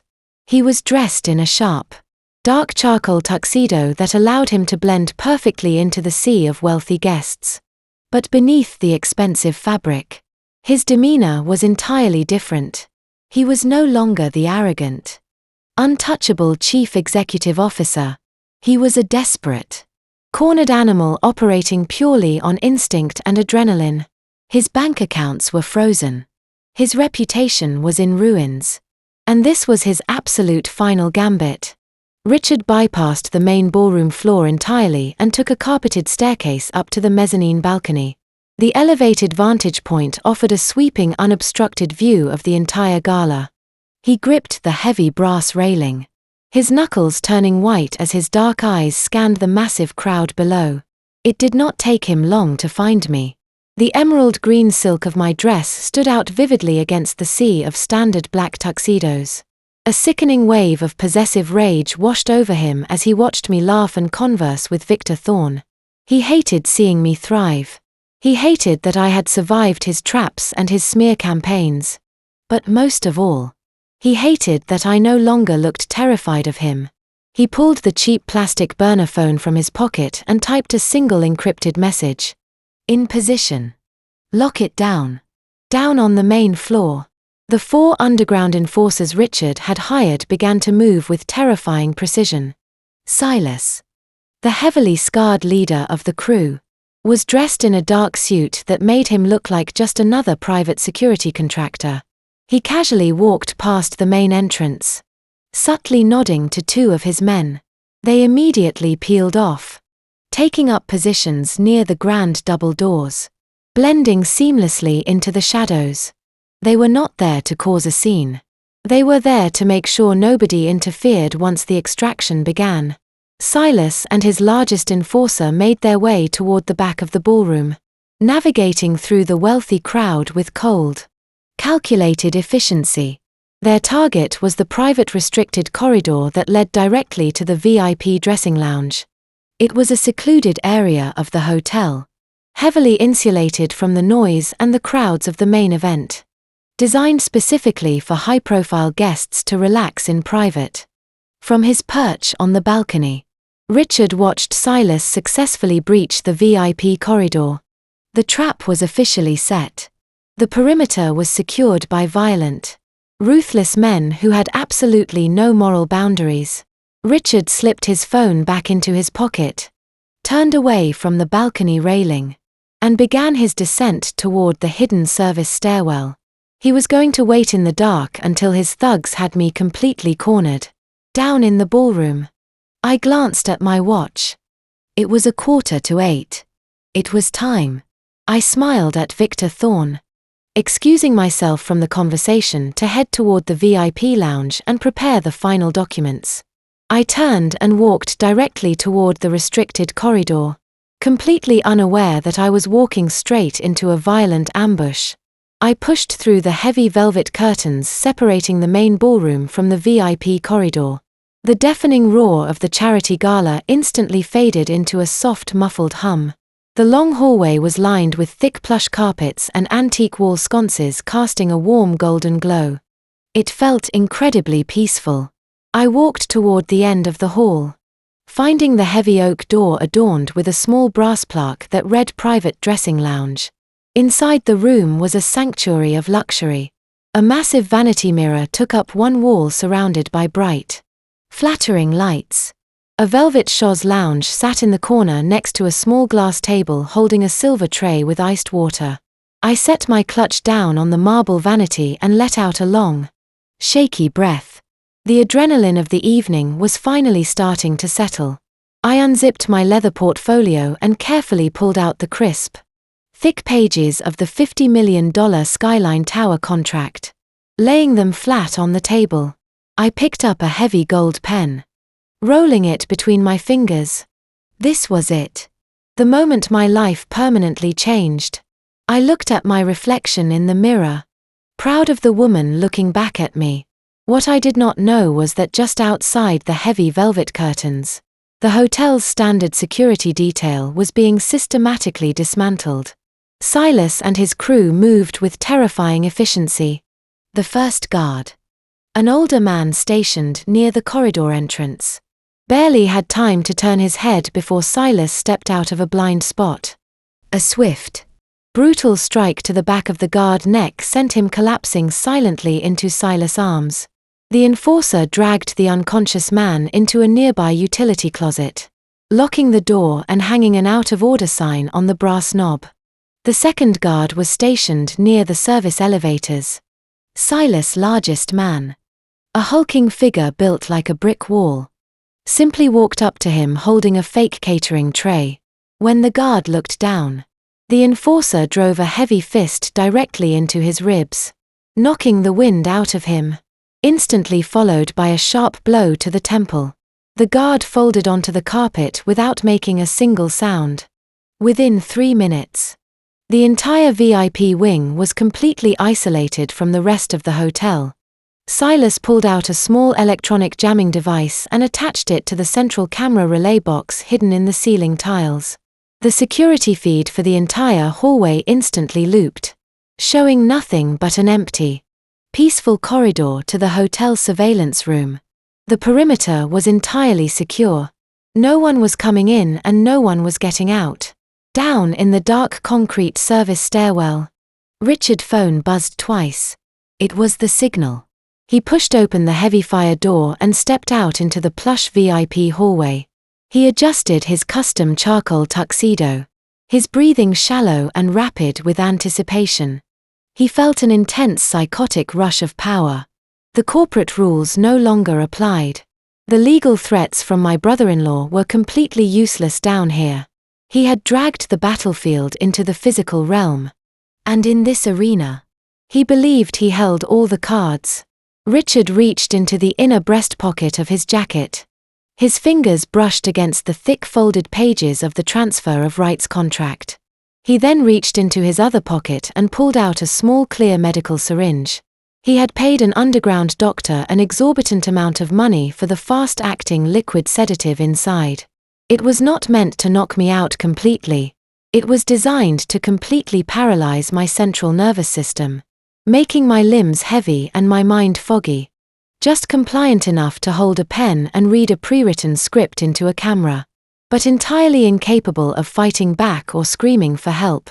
Richard held the syringe up to the golden light of the wall sconce, flicking the side of the plastic tube with his fingernail to clear a small air bubble. He smiled. A dark, twisted expression of pure malice. He slipped the syringe back into his pocket and began walking down the hallway. His expensive leather shoes made no sound against the thick carpet. He passed the utility closet where the first guard was hidden. He passed the service elevator where Silas and his massive enforcer stood like silent sentinels, arms crossed, guarding the perimeter. Silas gave Richard a single curt nod. Richard stopped right in front of the heavy oak door of my dressing lounge. He could see the warm light spilling out from the small gap under the door frame. He could picture me inside, completely defenseless, admiring the $50 million contract I thought I was about to sign. He tightened his grip on the cold brass handle, his heart pounding with twisted excitement. He was ready to take back his empire, ready to break me completely and ready to walk away with everything. The heavy oak door of the private dressing lounge violently burst open. The thick wood crashed against the wall with a deafening thud. But the sound was completely swallowed by the heavy soundproofing of the room. Richard stepped over the threshold, his chest heaving rapidly as he gasped for air. He immediately reached behind him and twisted the heavy brass deadbolt. The loud metallic click echoed ominously through the quiet sanctuary. He was locking us in. I was sitting at the marble vanity, looking directly at his reflection in the brightly lit mirror. The muffled, elegant sounds of the charity gala out in the main ballroom were entirely cut off, leaving a suffocating silence in their wake. I did not jump. I did not scream. I calmly picked up a tube of deep red lipstick and carefully touched up my lower lip. I set the gold casing back down on the glass tray, the metal making a soft, delicate clinking sound against the glass. I took a slow, deep breath, smoothing the silk of my emerald green gown, and slowly turned my leather chair around to face him. I crossed my legs gracefully, resting my hands calmly in my lap. He stared at me clearly, completely thrown off by my total lack of panic. He had expected to find me cowering in a corner, hyperventilating and begging for mercy. When he saw my calm defiance, a dark, arrogant laugh bubbled up from his chest. He walked a few steps closer, spreading his arms wide as if to show he owned the entire space. "You are putting on a very brave face, Natalie." He mocked, his voice dripping with venom and false confidence. "But the theatrical performance is officially over. Your clever brother-in-law is not here to file any emergency injunctions or draft any clever lawsuits. Your expensive corporate security guards are currently lying completely unconscious in a utility closet down the hall. My men own the perimeter. We are entirely alone. There are no federal subpoenas, no hidden microphones, no secret cameras, and absolutely no one coming to save you this time." Richard reached into the inner breast pocket of his custom charcoal tuxedo. With his left hand, he pulled out a thick stack of legal documents. I instantly recognized the heavy parchment. It was the transfer of rights contract for the $50 million project. With his right hand, he pulled out a clear medical syringe filled with a strange cloudy liquid. The harsh fluorescent lights framing the vanity mirror caught the sharp, deadly glint of the steel needle. I looked at the needle, keeping my facial expression entirely neutral, though my heart was pounding a steady, heavy rhythm against my ribs. "You look absolutely terrible, Richard," I said smoothly, leaning back in my chair and studying him like a pathetic specimen. "You are sweating profusely through your expensive suit. Your hands are visibly shaking. You broke into a high society charity gala like a common street thug just to hold a piece of paper. Is this what the great billionaire chief executive officer has been reduced to? His jaw clenched so hard I thought his teeth might shatter. The thick blue vein in his neck pulsed visibly under his skin. Shut your mouth right now, he snapped. Taking another aggressive, threatening step forward. You think you are so incredibly smart. You think you beat me at my own game. But you forgot one crucial detail about our history. I built you. I paid your debts when you had absolutely nothing.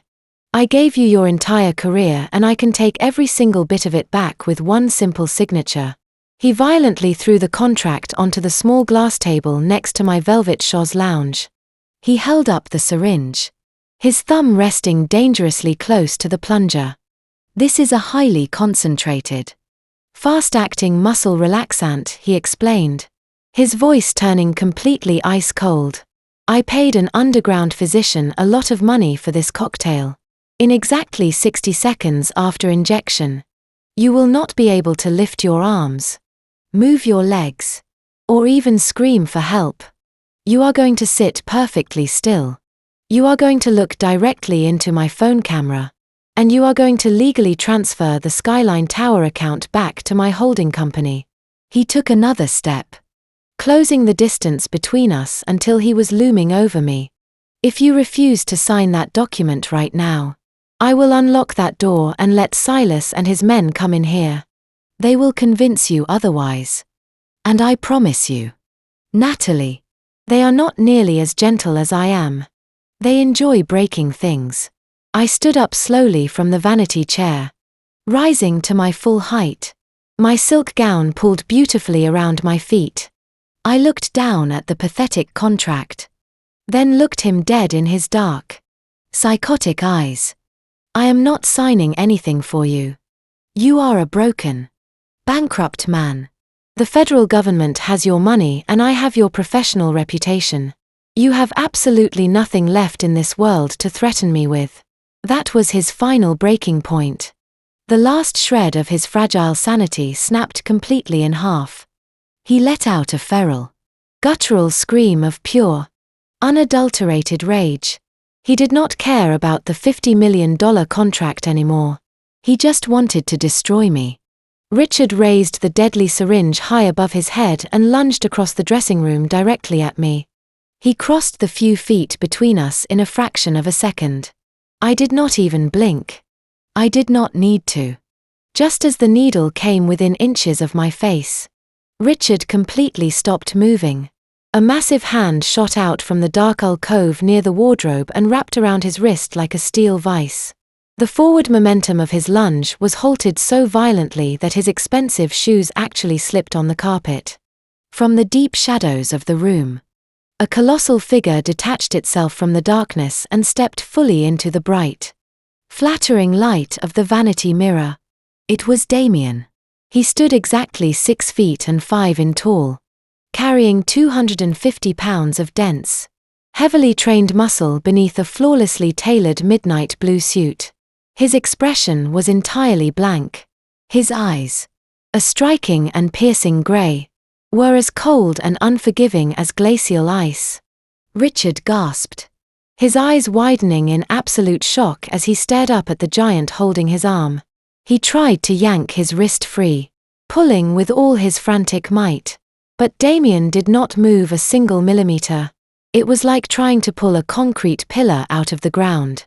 Damon applied a fraction of pressure to his grip. A sharp crack echoed in the quiet room. Richard let out a high-pitched yelp of pain, and his fingers involuntarily opened.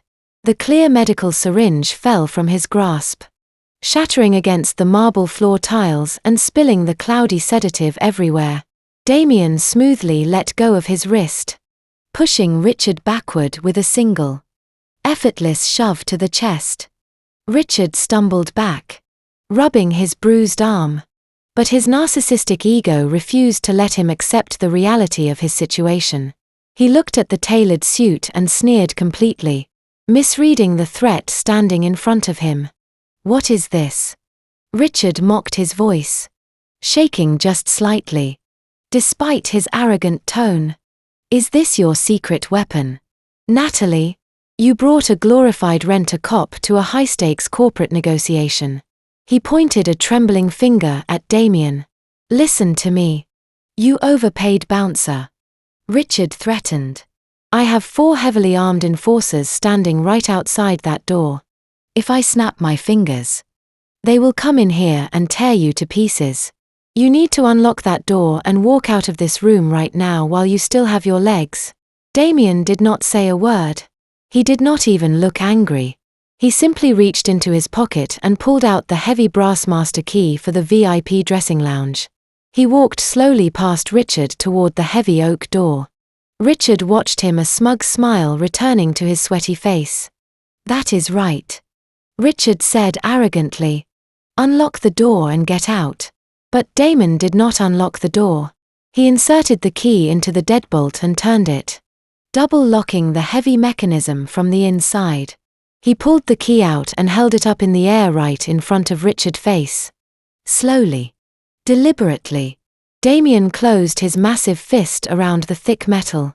The veins in his thick forearm bulged against the fabric of his suit. A horrible metallic groaning sound filled the quiet room. When Damien opened his hand, the solid brass key was completely warped, bent entirely in half, and crushed into a useless piece of scrap metal. He let the ruined key drop to the floor, where it landed with a heavy thud right next to the shattered syringe. "Now," Damien said, his deep resonant voice vibrating through the floorboards. "Neither of us can leave." Richard's smug smile vanished instantly. The blood drained from his face as the terrifying reality of the situation finally sank in. He was not trapped in a room with a regular security guard. He was locked in a soundproof cage with an absolute apex predator. Damien calmly unbuttoned his suit jacket. He slipped it off his broad shoulders and carefully draped it over the back of the velvet chaise lounge, making sure not to wrinkle the expensive fabric. He reached up and loosened his dark silk tie, then slowly began unfastening the silver cuff links on his crisp white shirt. He rolled his sleeves up past his elbows, revealing thick, corded forearms covered in intricate dark ink. Every single movement was precise, unhurried, and absolutely terrifying. Richard took a step back, his back hitting the wall. He looked wildly toward the door, then back at Damien. "Silas!" Richard screamed, his voice cracking with genuine panic. "Silas! Get in here! Break the door down! Break it down right now! Nobody is coming!" Richard, Damien stated quietly, taking a slow step closer. "You sent street thugs to infiltrate an event completely controlled by my private security firm. My men neutralized your entire crew before you even made it down the hallway. Your enforcers are currently zip-tied and gagged in the hotel loading dock, waiting for federal authorities to pick them up. It is just you and me." Richard pressed himself flat against the wall. His chest was heaving. He remembered the text message on the burner phone. "Touch her. You lose your hands." "You," Richard whispered, his voice trembling uncontrollably. "You are the one who took my company. I am the one who is going to take everything." Damien corrected him softly. Richard shook his head frantically, his back pressed hard against the expensive wallpaper. He refused to accept the reality of the situation. His arrogant mind simply could not comprehend that his expensive mercenaries had been wiped out so effortlessly. He spun around and slammed his uninjured hand against the heavy oak door, pounding on the thick wood with desperate heavy strikes. "Get in here," he roared, his voice cracking with sheer panic. "Break this door down right now. That is an order." For a split second, there was a heavy, violent rustling sound on the other side of the door. Richard's face lit up with a brief, frantic glimmer of hope. He thought Silas and his men were finally breaching the room. But the sound was not a rescue. It was the heavy, sickening thud of a human body being forcefully slammed against the exterior corridor wall. A deep, unfamiliar voice transmitted clearly through the thick wood of the door. "Corridor is completely secured. Boss. The remaining trash has been taken out. We are holding the perimeter. The glimmer of hope in Richard's eyes instantly died, replaced by absolute unadulterated terror. The elite security contractors outside were not taking orders from him. They were reporting directly to the massive titan standing in the center of the room. Richard was completely and utterly isolated. His breathing became jagged and erratic. The billionaire chief executive officer, the man who relied on wealth and intimidation to control every aspect of his environment, completely unraveled. He realized he could not buy his way out of this room. He could not sue the man standing in front of him. Cornered and desperate, his survival instincts bypassed all logic. Richard reached down toward his ankle, his hand disappearing under the perfectly tailored hem of his charcoal trousers. When his hand came back up, his fingers were tightly wrapped around the black textured grip of a tactical combat knife. The harsh fluorescent lights of the vanity mirror caught the lethal serrated edge of the steel blade. "Stay exactly where you are," Richard screamed, brandishing the weapon wildly in front of him. His hand was shaking so violently the blade vibrated in the air. "I will gut you. I swear I will lay you completely open if you take one more step toward me." Damien did not even blink. His expression remained entirely devoid of emotion. He looked at the deadly weapon with the casual, dismissive boredom of a man swatting away a fly. He did not raise his hands in a defensive posture. He did not brace himself. He simply took a slow, deliberate step forward, walking directly into the striking range of the blade. Richard let out a feral yell and lunged.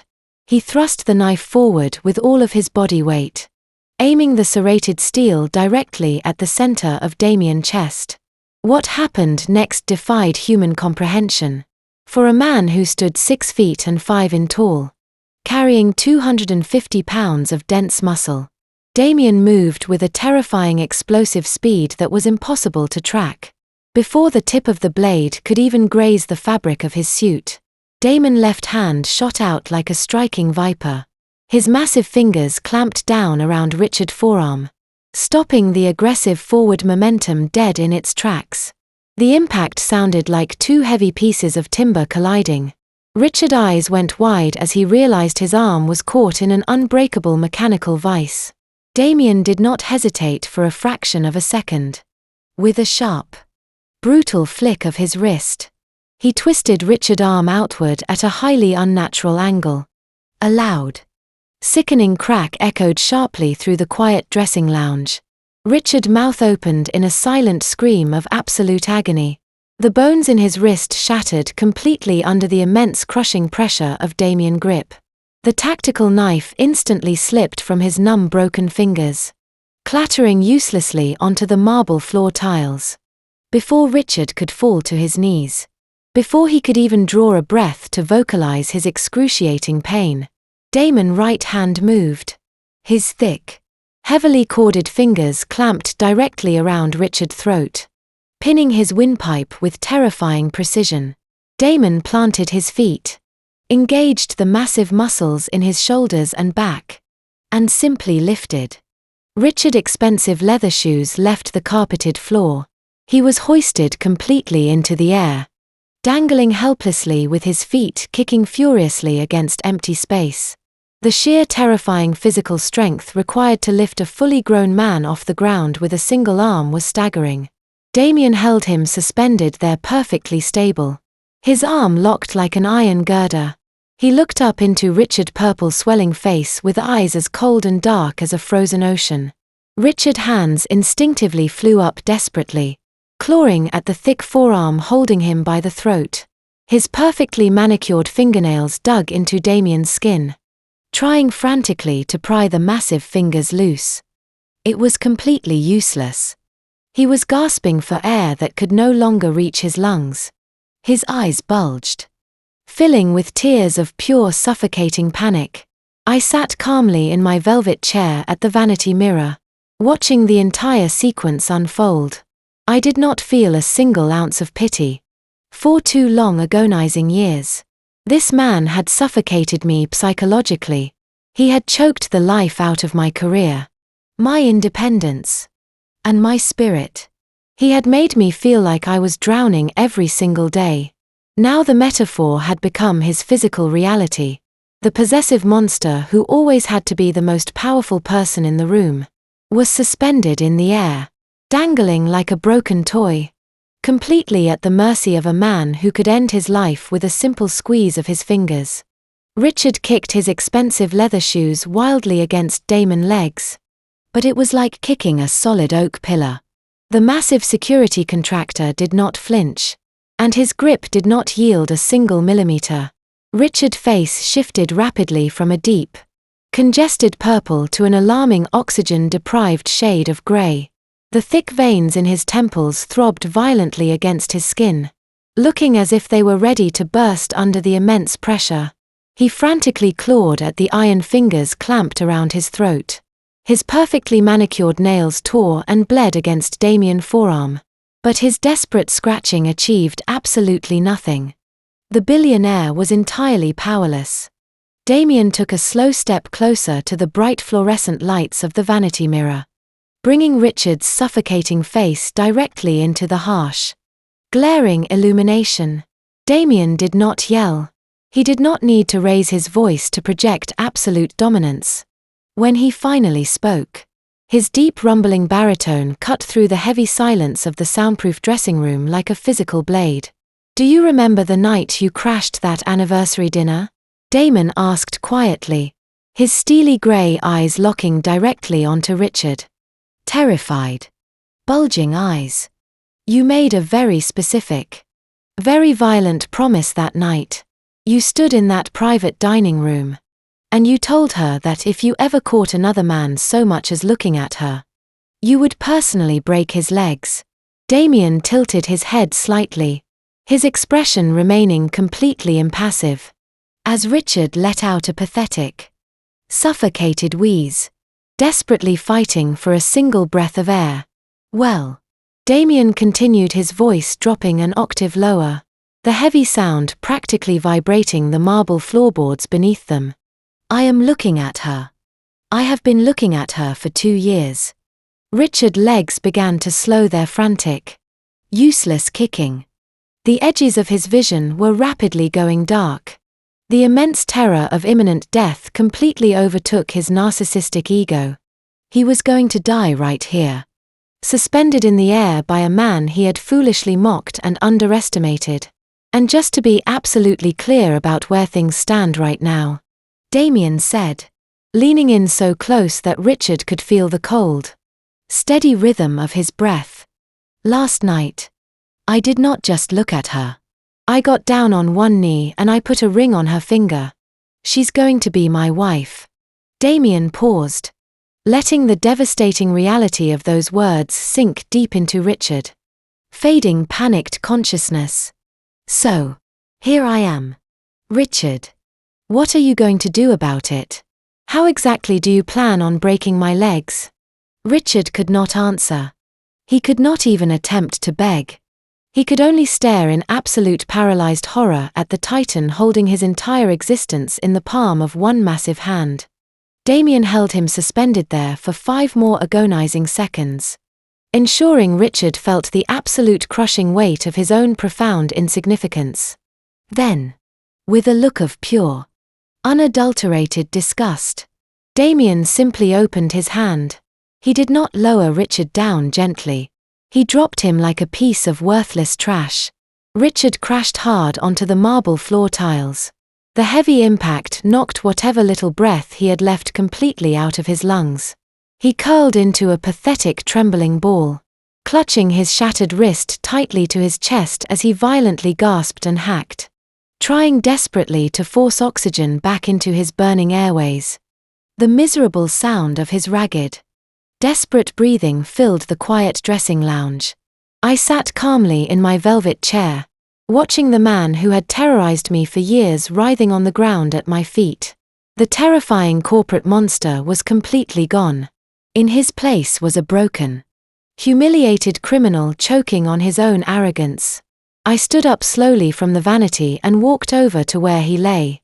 My emerald silk gown rustled softly. Richard rolled onto his side, coughing violently, tears of physical pain and total humiliation streaming down his sweaty face. He looked up at me, his chest heaving, his eyes wide with complete defeat.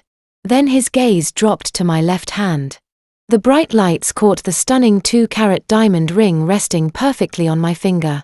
Richard stared at the diamond, his jaw trembling. The sight of that ring broke something deep inside his mind.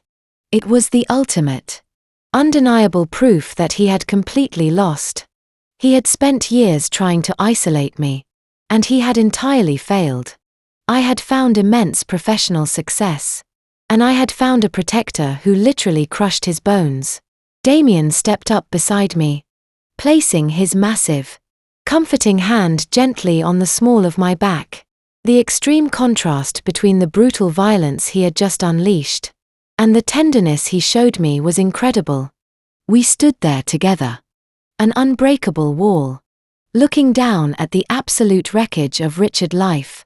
He tried to speak, tried to form some final spiteful insult, but all that came out was a pathetic gurgling cough. The Titan had spoken and the monster was finally destroyed. The heavy silence in the room was finally broken by a sharp knock on the solid oak door. Damien turned away from Richard, walked over to the entrance and reached for the heavy brass thumb latch. He twisted the deadbolt mechanism, bypassing the bent key entirely, and pulled the heavy door open. As the door swung wide, the faint, elegant sounds of the string quartet playing in the main ballroom drifted into the quiet dressing lounge, creating a surreal contrast to the brutal violence that had just occurred. I expected to see hotel security or perhaps the local Chicago police officers we had dealt with earlier in the week. Instead, Andre walked into the room. He looked immaculate. His black tuxedo was perfectly pressed, his posture completely relaxed, and his expression radiated absolute authority. He stepped over the threshold and looked down at Richard, who was still curled in a pathetic ball on the floor, clutching his rapidly swelling wrist. Andre did not flinch at the sight of the broken billionaire. He simply stared at him with an expression of profound, unadulterated disgust. Right behind Andre, 3 individuals walked into the dressing lounge. They were not wearing police uniforms or formal evening wear. They wore dark navy windbreakers with the bright yellow letters FBI printed boldly across their backs. They moved with a stern clinical efficiency, completely ignoring the luxury of the VIP suite. Richard let out a desperate whimpering sound. His survival instincts tried to kick in one last time. He looked up at the federal agents, his face pale and covered in a mixture of sweat and tears. He pointed his uninjured hand at Damien. "Arrest him." Richard gasped, his voice cracking horribly.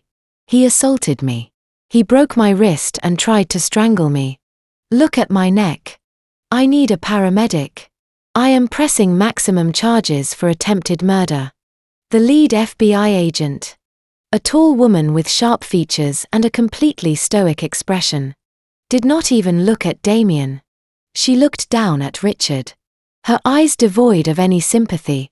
"We are not here for an assault complaint, Richard," she stated coldly. "And frankly, considering the overwhelming evidence we just processed regarding your hired mercenaries down in the loading dock, any injuries you sustained here will be classified as self-defense by the private security contractors you attempted to ambush. Do not waste my time playing the victim." Richard's mouth fell open. He looked frantically at Andre, then back to the federal agents. He was completely out of his depth. Andre took a step closer, towering over the man who had tormented our family for years. "I told you lawsuits take time," Richard, Andre said smoothly. "But federal warrants based on hard, undeniable evidence of interstate wire fraud, extortion, and hiring armed enforcers to kidnap a corporate executive move incredibly fast. You should have stuck to corporate sabotage." Andre reached into his tuxedo jacket and pulled out a crisp folded piece of paper. He dropped it casually onto Richard's chest. That is a federal arrest warrant signed by a United States District Judge less than an hour ago. You crossed state lines to hire those underground enforcers, which instantly turned your petty corporate revenge plot into a massive federal crime. The Department of Justice does not look kindly on billionaires acting like cartel bosses. Richard stared at the paper resting on his chest as if it were a live grenade. His entire body began to shake uncontrollably. He was no longer a wealthy venture capitalist. He was not a chief executive officer. He was a federal inmate waiting to be processed. Agent Andre said, gesturing toward Richard. He is all yours. The two male FBI agents stepped forward. They reached down, grabbed Richard by the shoulders, and hauled him forcefully to his feet. Richard let out a sharp cry of agony as his broken wrist was jostled. But the agents showed absolutely zero mercy. They spun him around and pulled his uninjured arm behind his back. Because his right wrist was shattered and grotesquely swollen, they could not use standard handcuffs. Instead, one of the agents pulled out a thick, heavy-duty plastic zip tie and secured his left hand tightly to his thick leather belt, completely immobilizing him without aggravating the fracture. You are making a massive mistake, Richard sobbed, his voice completely breaking. I have money. I have lawyers. I will sue this entire department and strip you of your badges. No. You will not. Andre corrected him, his voice sharp and utterly final. Your accounts are seized. Your offshore funds are currently being drained by the Internal Revenue Service. Your venture capital firm is officially under federal receiver-hip. You cannot even afford a public defender right now, let alone a corporate legal team. You have absolutely nothing. Your reign of terror is permanently finished. The lead agent stepped right into Richard's face. You have the right to remain silent, she recited clearly, her voice echoing in the small room. I highly suggest you use it because every single word you say from this moment forward will be used to ensure you never see the outside of a federal penitentiary again. You are done. They turned him toward the door. Richard's legs were practically giving out his expensive leather shoes, dragging across the plush carpet. He looked absolutely pathetic. He was crying openly, his face red and blotchy, entirely stripped of the arrogant facade he had worn for his entire life. The Titan had physically broken him, but Andre and the federal government had just erased his entire existence from the corporate world. The two male FBI agents turned Richard toward the door, preparing to drag him out of the room. But before they could take another step, I moved directly into their path. I raised my hand.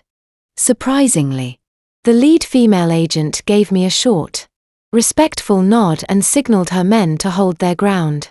They stopped, forcing Richard to remain standing right in front of me. I stepped closer, towering over him in my emerald silk gown despite his height.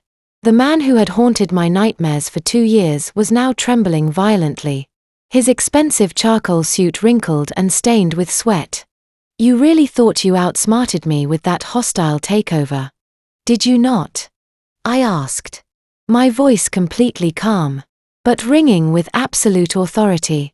You thought buying my firm was the ultimate power move. But you were so blinded by your obsessive need to control my daily schedule that you never stopped to ask yourself why a lucrative boutique real estate agency was so incredibly easy for you to acquire in the first place. Richard, breathing hitched. He stared at me, his bloodshot eyes darting back and forth as confusion began to mix with his absolute terror. I let you buy it, Richard, I explained quietly, watching the horrific realization slowly begin to dawn on his pale face. When you threw all of your financial resources into aggressively buying out the board of directors, you completely ignored basic corporate due diligence. You were entirely focused on trapping me in an office. By forcefully installing yourself as the chief executive officer, you did not just buy the profitable assets of my company, you legally absorbed every single one of its hidden, heavily structured liabilities. I took another step forward, ensuring he heard and processed every single syllable. That $50 million Skyline Tower contract with Victor Thorne was never just a standard commercial real estate development deal. It was a highly weaponized financial instrument designed exclusively for you. Damien Cyber Intelligence Team and Andre Corporate Legal Department spent weeks painstakingly structuring the fine print of that massive syndicate funding. We buried a very specific, incredibly lethal poison pill deep inside the corporate compliance clauses. A total margin call provision tied directly to the executive leadership of the firm. Richard shook his head weakly, muttering a pathetic, continuous string of denials under his breath. But he was a veteran venture capitalist. He knew exactly what a margin call meant. The clause was remarkably simple. I continued mercilessly. If the acting chief executive officer of the firm committed a documented felony or violated Federal Securities and Exchange Commission regulations, the international syndicate had the legal right to instantly liquidate the personal assets of that CEO to cover the massive corporate liability. His eyes widened to the point of bulging. The final devastating puzzle piece finally clicked into place in his mind. We needed you to commit a financial crime on camera, I said. A cold, satisfied smile finally touching my lips. When you sneaked into my empty office and planted that stolen $100,000 bearer bond in my leather briefcase, you did not just try to frame me. You committed blatant, undeniable federal securities fraud. The microscopic camera team hid inside my smoke detector did not just clear my name. It provided the exact irrefutable proof required to trigger the federal violation. Richard let out a guttural, agonizing groan. His knees buckled and he physically sagged against the tight grip of the federal agents. He had literally handed me the exact weapon I needed to destroy his entire life. The moment Andre played that high-definition video in the atrium for the entire company and the local police to see, I explained, driving the final crushing nail into his psychological coffin. Victor Thorne lawyers immediately triggered the margin call. The International Sports Syndicate legally seized your entire personal portfolio to cover the breach of contract. Your luxury penthouses, your exotic cars, your private stock options, and your massive investment portfolios. They wiped you out entirely effectively, liquidating your life before the Internal Revenue Service even started freezing your offshore accounts. You literally signed the paperwork authorizing your own financial execution the day you took over my company. You spent 2 long years trying to convince me that I was absolutely nothing without your money, I said, my voice dropping to a fierce, steady whisper. You used your massive wealth as a weapon to keep me terrified and compliant. So, I took it. I took every single penny you ever made. You did not break me, Richard. You bankrupted yourself trying to control a woman who was already 10 steps ahead of you. Richard could not speak. The psychological devastation was absolute. His mind simply could not process the staggering magnitude of his defeat. He had walked into this hotel believing he was an untouchable predator. Now he was leaving as a penniless, broken criminal who had entirely orchestrated his own magnificent downfall. I stepped aside, clearing the path to the heavy oak door. Get him out of my sight, I told the lead FBI agent. The agent nodded respectfully. The 2 men yanked Richard forward, dragging his sobbing, broken body out of the VIP dressing lounge and into the hallway. As the federal agents dragged Richard out of the dressing lounge, his expensive leather shoes scuffed helplessly against the plush carpet of the VIP corridor. He was sobbing openly now, a pathetic high-pitched sound that echoed off the elegant walls. But his torment was not quite finished. Before the agents could reach the end of the hallway to take him down to the waiting vehicles, Andre stepped smoothly out of the room, completely blocking their path. Andre held a thick manila envelope in his hand. He looked at the lead FBI agent and gave a polite nod. Just one final piece of administrative paperwork. Agent Andre said calmly, as his former legal counsel and the representing attorney for the Skyline Syndicate. I am obligated to serve him these legal notices personally. The agent paused, allowing Andre to step right up to the broken billionaire. Richard looked up, his face a swollen, tear-streaked mess. He was panting heavily, his shattered wrist throbbing against his chest, where the thick plastic zip tie held it awkwardly in place. He looked at the envelope in Andre's hand as if it contained a live explosive. Andre did not hand it to him, knowing Richard could not physically hold it. Instead, Andre pulled a stack of heavily stamped legal documents from the envelope and held them up so Richard had no choice but to read the bold black lettering at the top of the page. This is an emergency asset forfeit order. Andre explained, his voice entirely devoid of sympathy. It was executed by the United States Department of Justice in conjunction with the Securities and Exchange Commission exactly 10 minutes ago. Richard blinked, struggling to focus his eyes on the paper. Natalie already explained that the syndicate margin call wiped out your personal real estate and stock portfolios. Andre continued, his words precise and cutting. But that was just the civil penalty. This document right here outlines the criminal seizure of your entire venture capital firm. You cannot do that. Richard wheezed, spit flying from his lips. My partners will fight it. The board of directors will block the seizure. They will hire the best defense firm in the country to bury you in litigation. There is no board left to fight for you. Richard. Andre corrected him coldly. The moment we handed over the network logs showing your offshore wire fraud, your entire executive board cooperated with the federal investigation in exchange for full immunity. They threw you to the wolves to save themselves. The FBI raided your corporate headquarters 30 minutes ago. They are currently boxing up every hard drive, every financial ledger, and every single contract your firm has ever touched. Andre flipped to the second page of the thick document. The cyber evidence did not just catch you planting a bearer bond. It exposed a decade of you embezzling millions of dollars from your own clients. You routed their investments through shell companies in the Cayman Islands to fund your lavish lifestyle. I hid that money. Richard whispered frantically, his mind unraveling completely. It is heavily encrypted. You cannot touch it. Nobody can touch it. Andre smiled. It was a terrifying, victorious smile. You really should not have underestimated Damien's cybersecurity team. They did not just find your hidden crypto wallets. They completely dismantled your entire encryption network. The Internal Revenue Service has officially frozen every single offshore account tied to your name. Every shell company is locked. Every hidden vault has been seized by the federal government. You literally have a zero balance across the entire globe.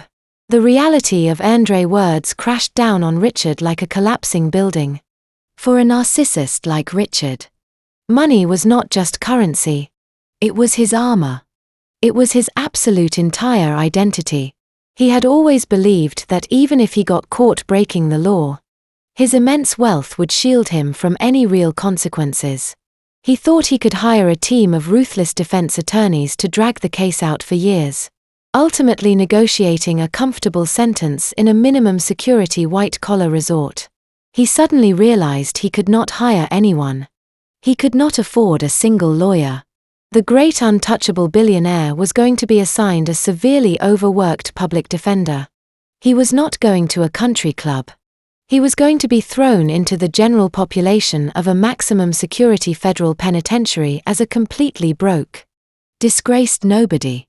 You are not just going to jail, Andre said, leaning in close so only Richard and the agents could hear.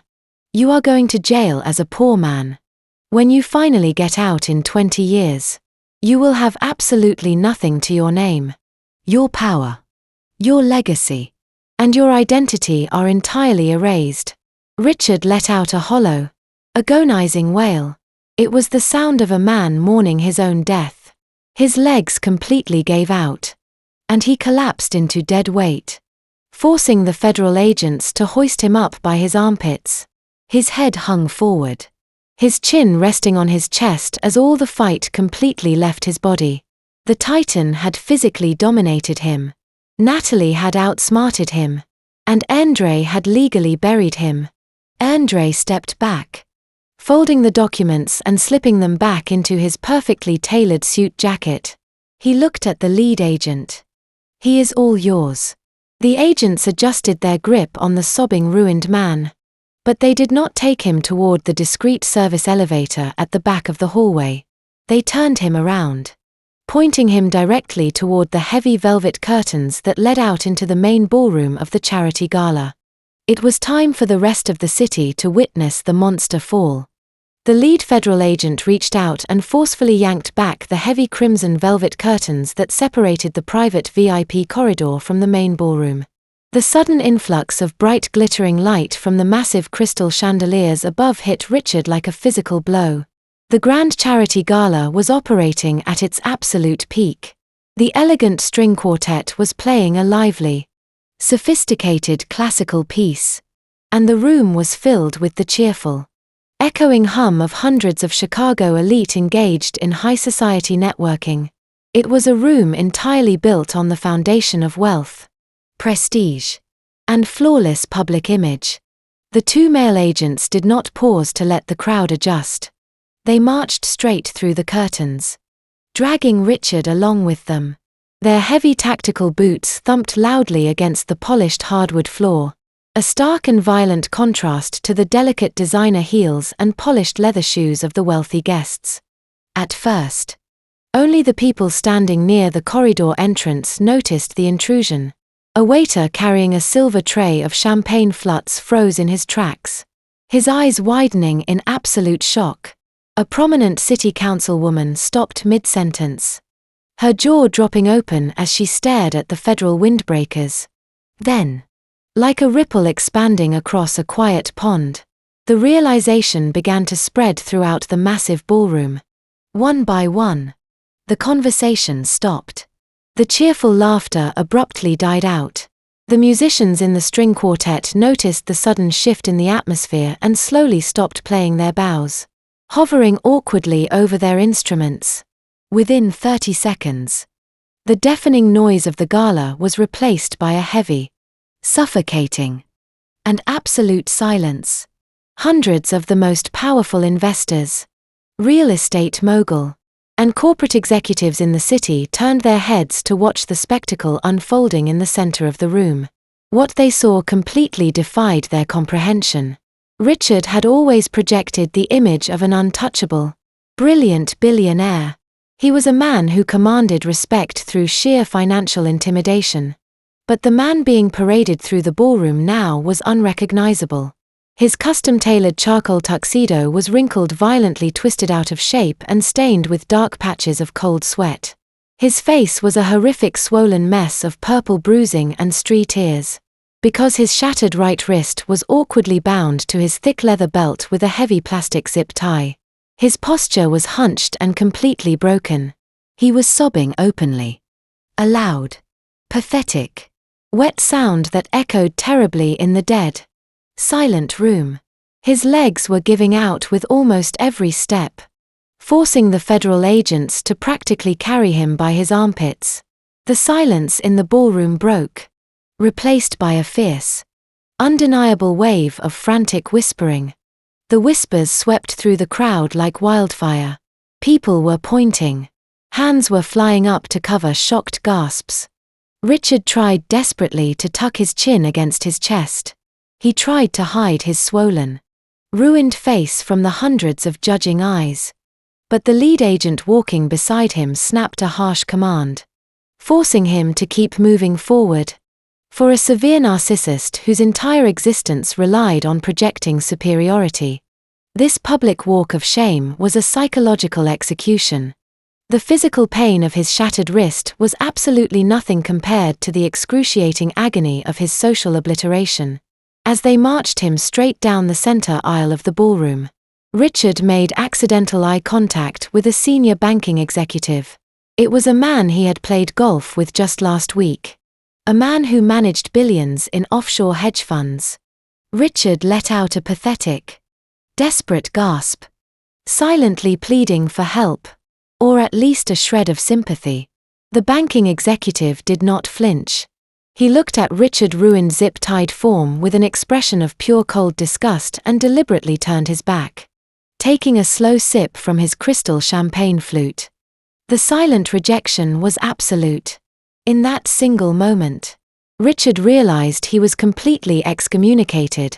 His wealth was gone. And without his wealth, these people viewed him as nothing more than an infected rat. Then came the flashes. The gala was heavily covered by the local press and high society photographers. Realizing they were witnessing the corporate scandal of the decade, the photographers completely broke rank.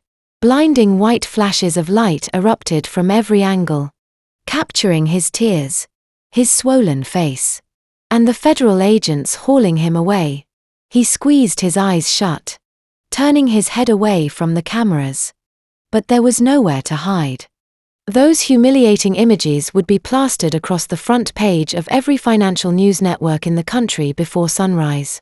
The agents finally reached the grand double doors at the front entrance of the hotel.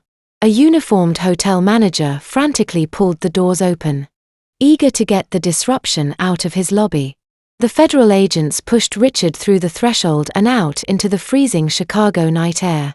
The heavy brass doors swung shut behind them with a definitive echoing thud, sealing the disgraced billionaire out of the world of wealth and privilege forever. The heavy brass doors of the Grand Heritage Hotel slammed shut, cutting off the frigid winter wind and completely sealing Richard out in the cold.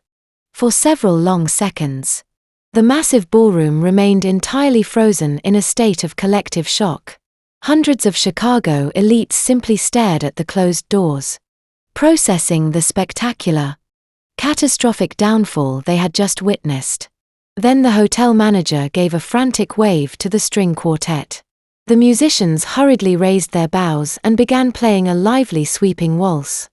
The music broke the spell, and the deafening silence instantly shattered into a roar of animated conversation.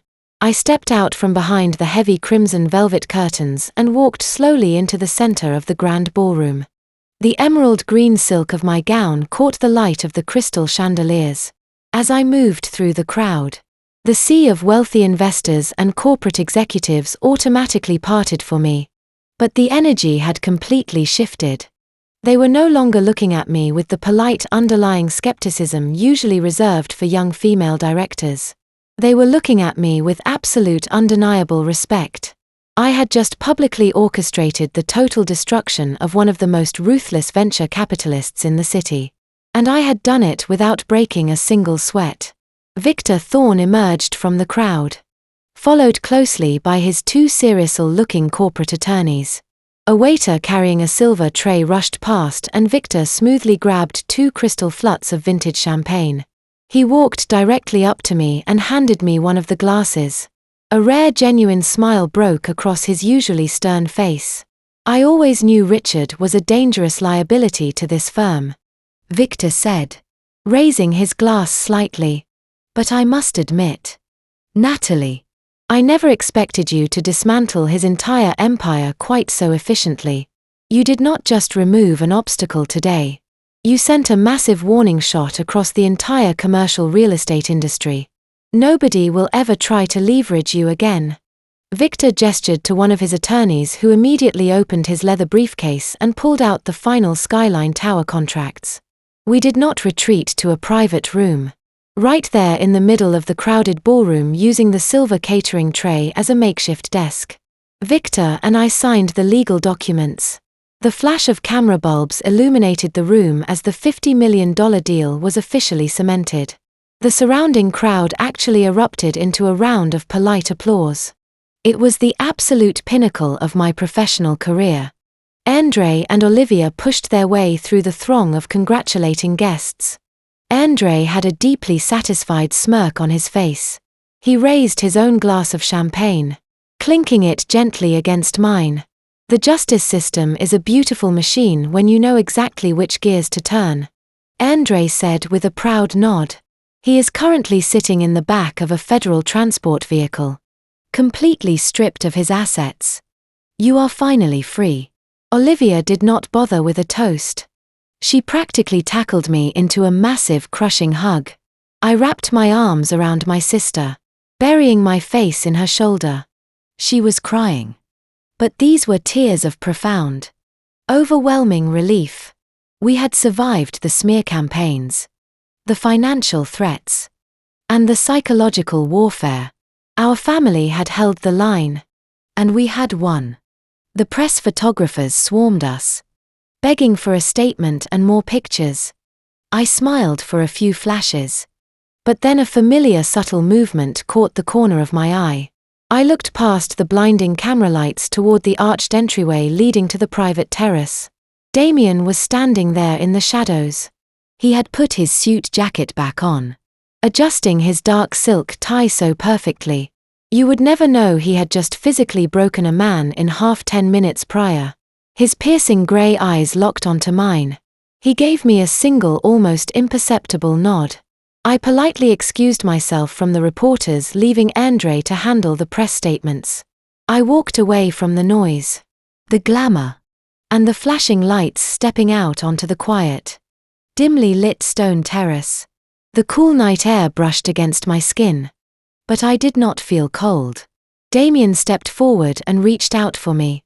I stepped willingly into his massive embrace. He wrapped his thick, heavily muscled arms around my waist, pulling me flush against his solid chest. He rested his chin gently on the top of my head, letting out a long, quiet sigh.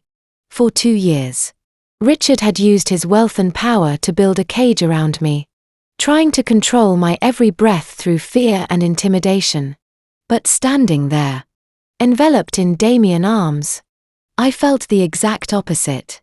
His immense physical power was not a weapon used to trap me. It was an unbreakable shield designed solely to protect me. True strength does not demand submission. True strength provides absolute safety. I closed my eyes, listening to the steady, calming rhythm of his heartbeat, knowing my nightmare was finally over. 6 months have passed since that freezing night outside the Grand Heritage Hotel.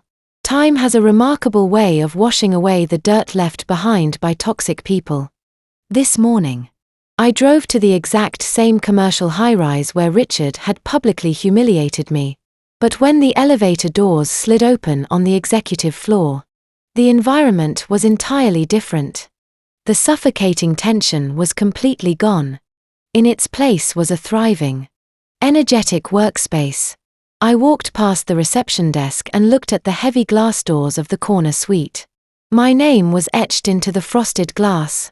Chief Executive Officer. The Skyline Tower project broke ground last month, completely on schedule and fully funded.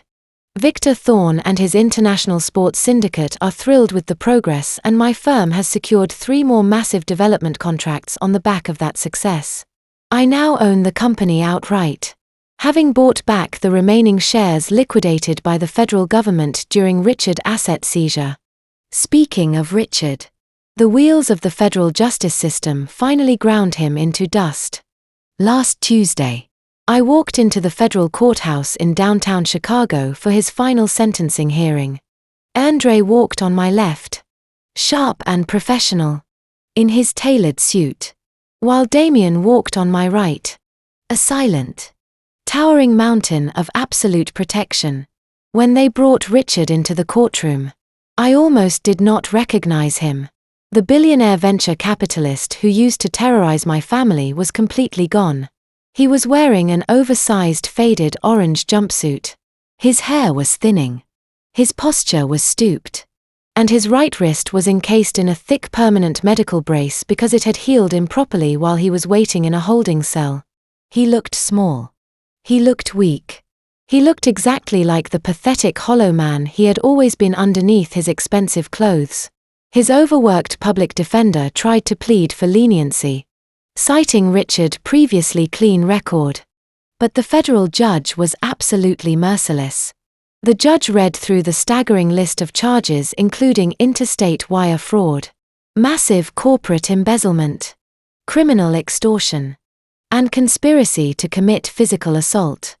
When the judge struck the gavel and handed down a mandatory sentence of 15 years in a maximum security federal penitentiary without the possibility of early parole, Richard completely collapsed into his chair. He buried his face in his hands and wept quietly. He did not have a single penny to his name. His hidden offshore accounts had been entirely drained by the Internal Revenue Service to pay back the investors he had defrauded. He was going to spend the next decade and a half locked in a concrete box, completely stripped of his wealth, his power, and his identity. I did not feel any pity as I watched the guards lead him away in handcuffs. I felt a profound, overwhelming sense of peace.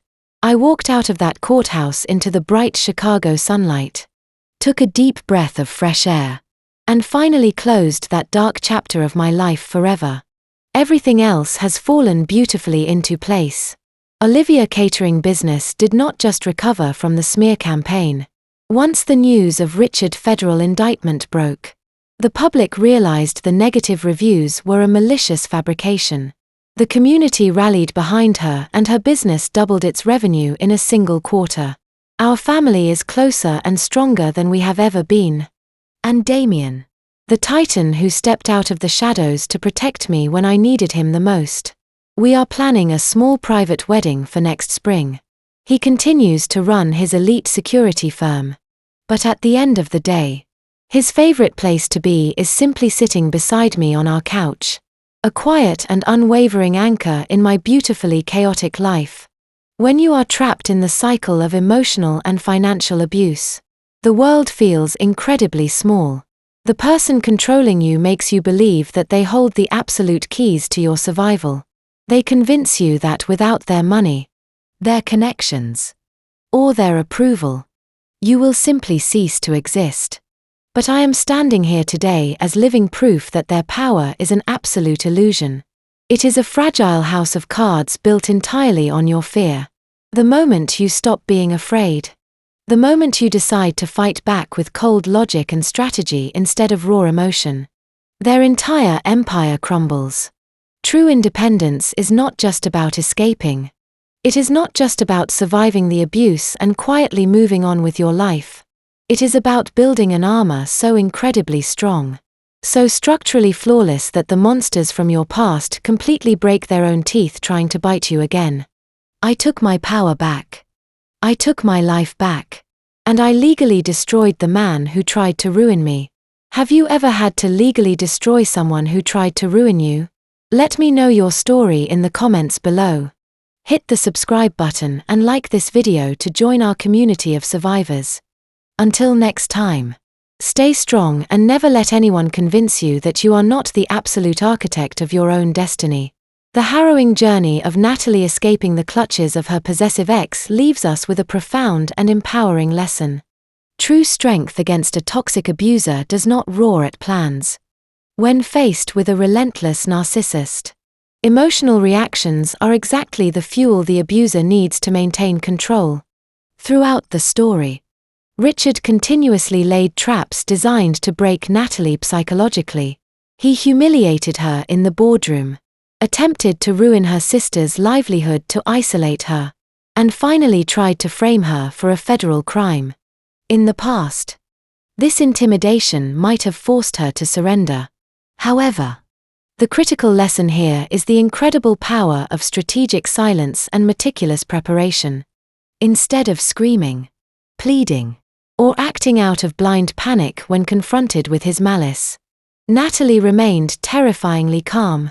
She understood that fighting a manipulator does not mean matching their chaotic energy.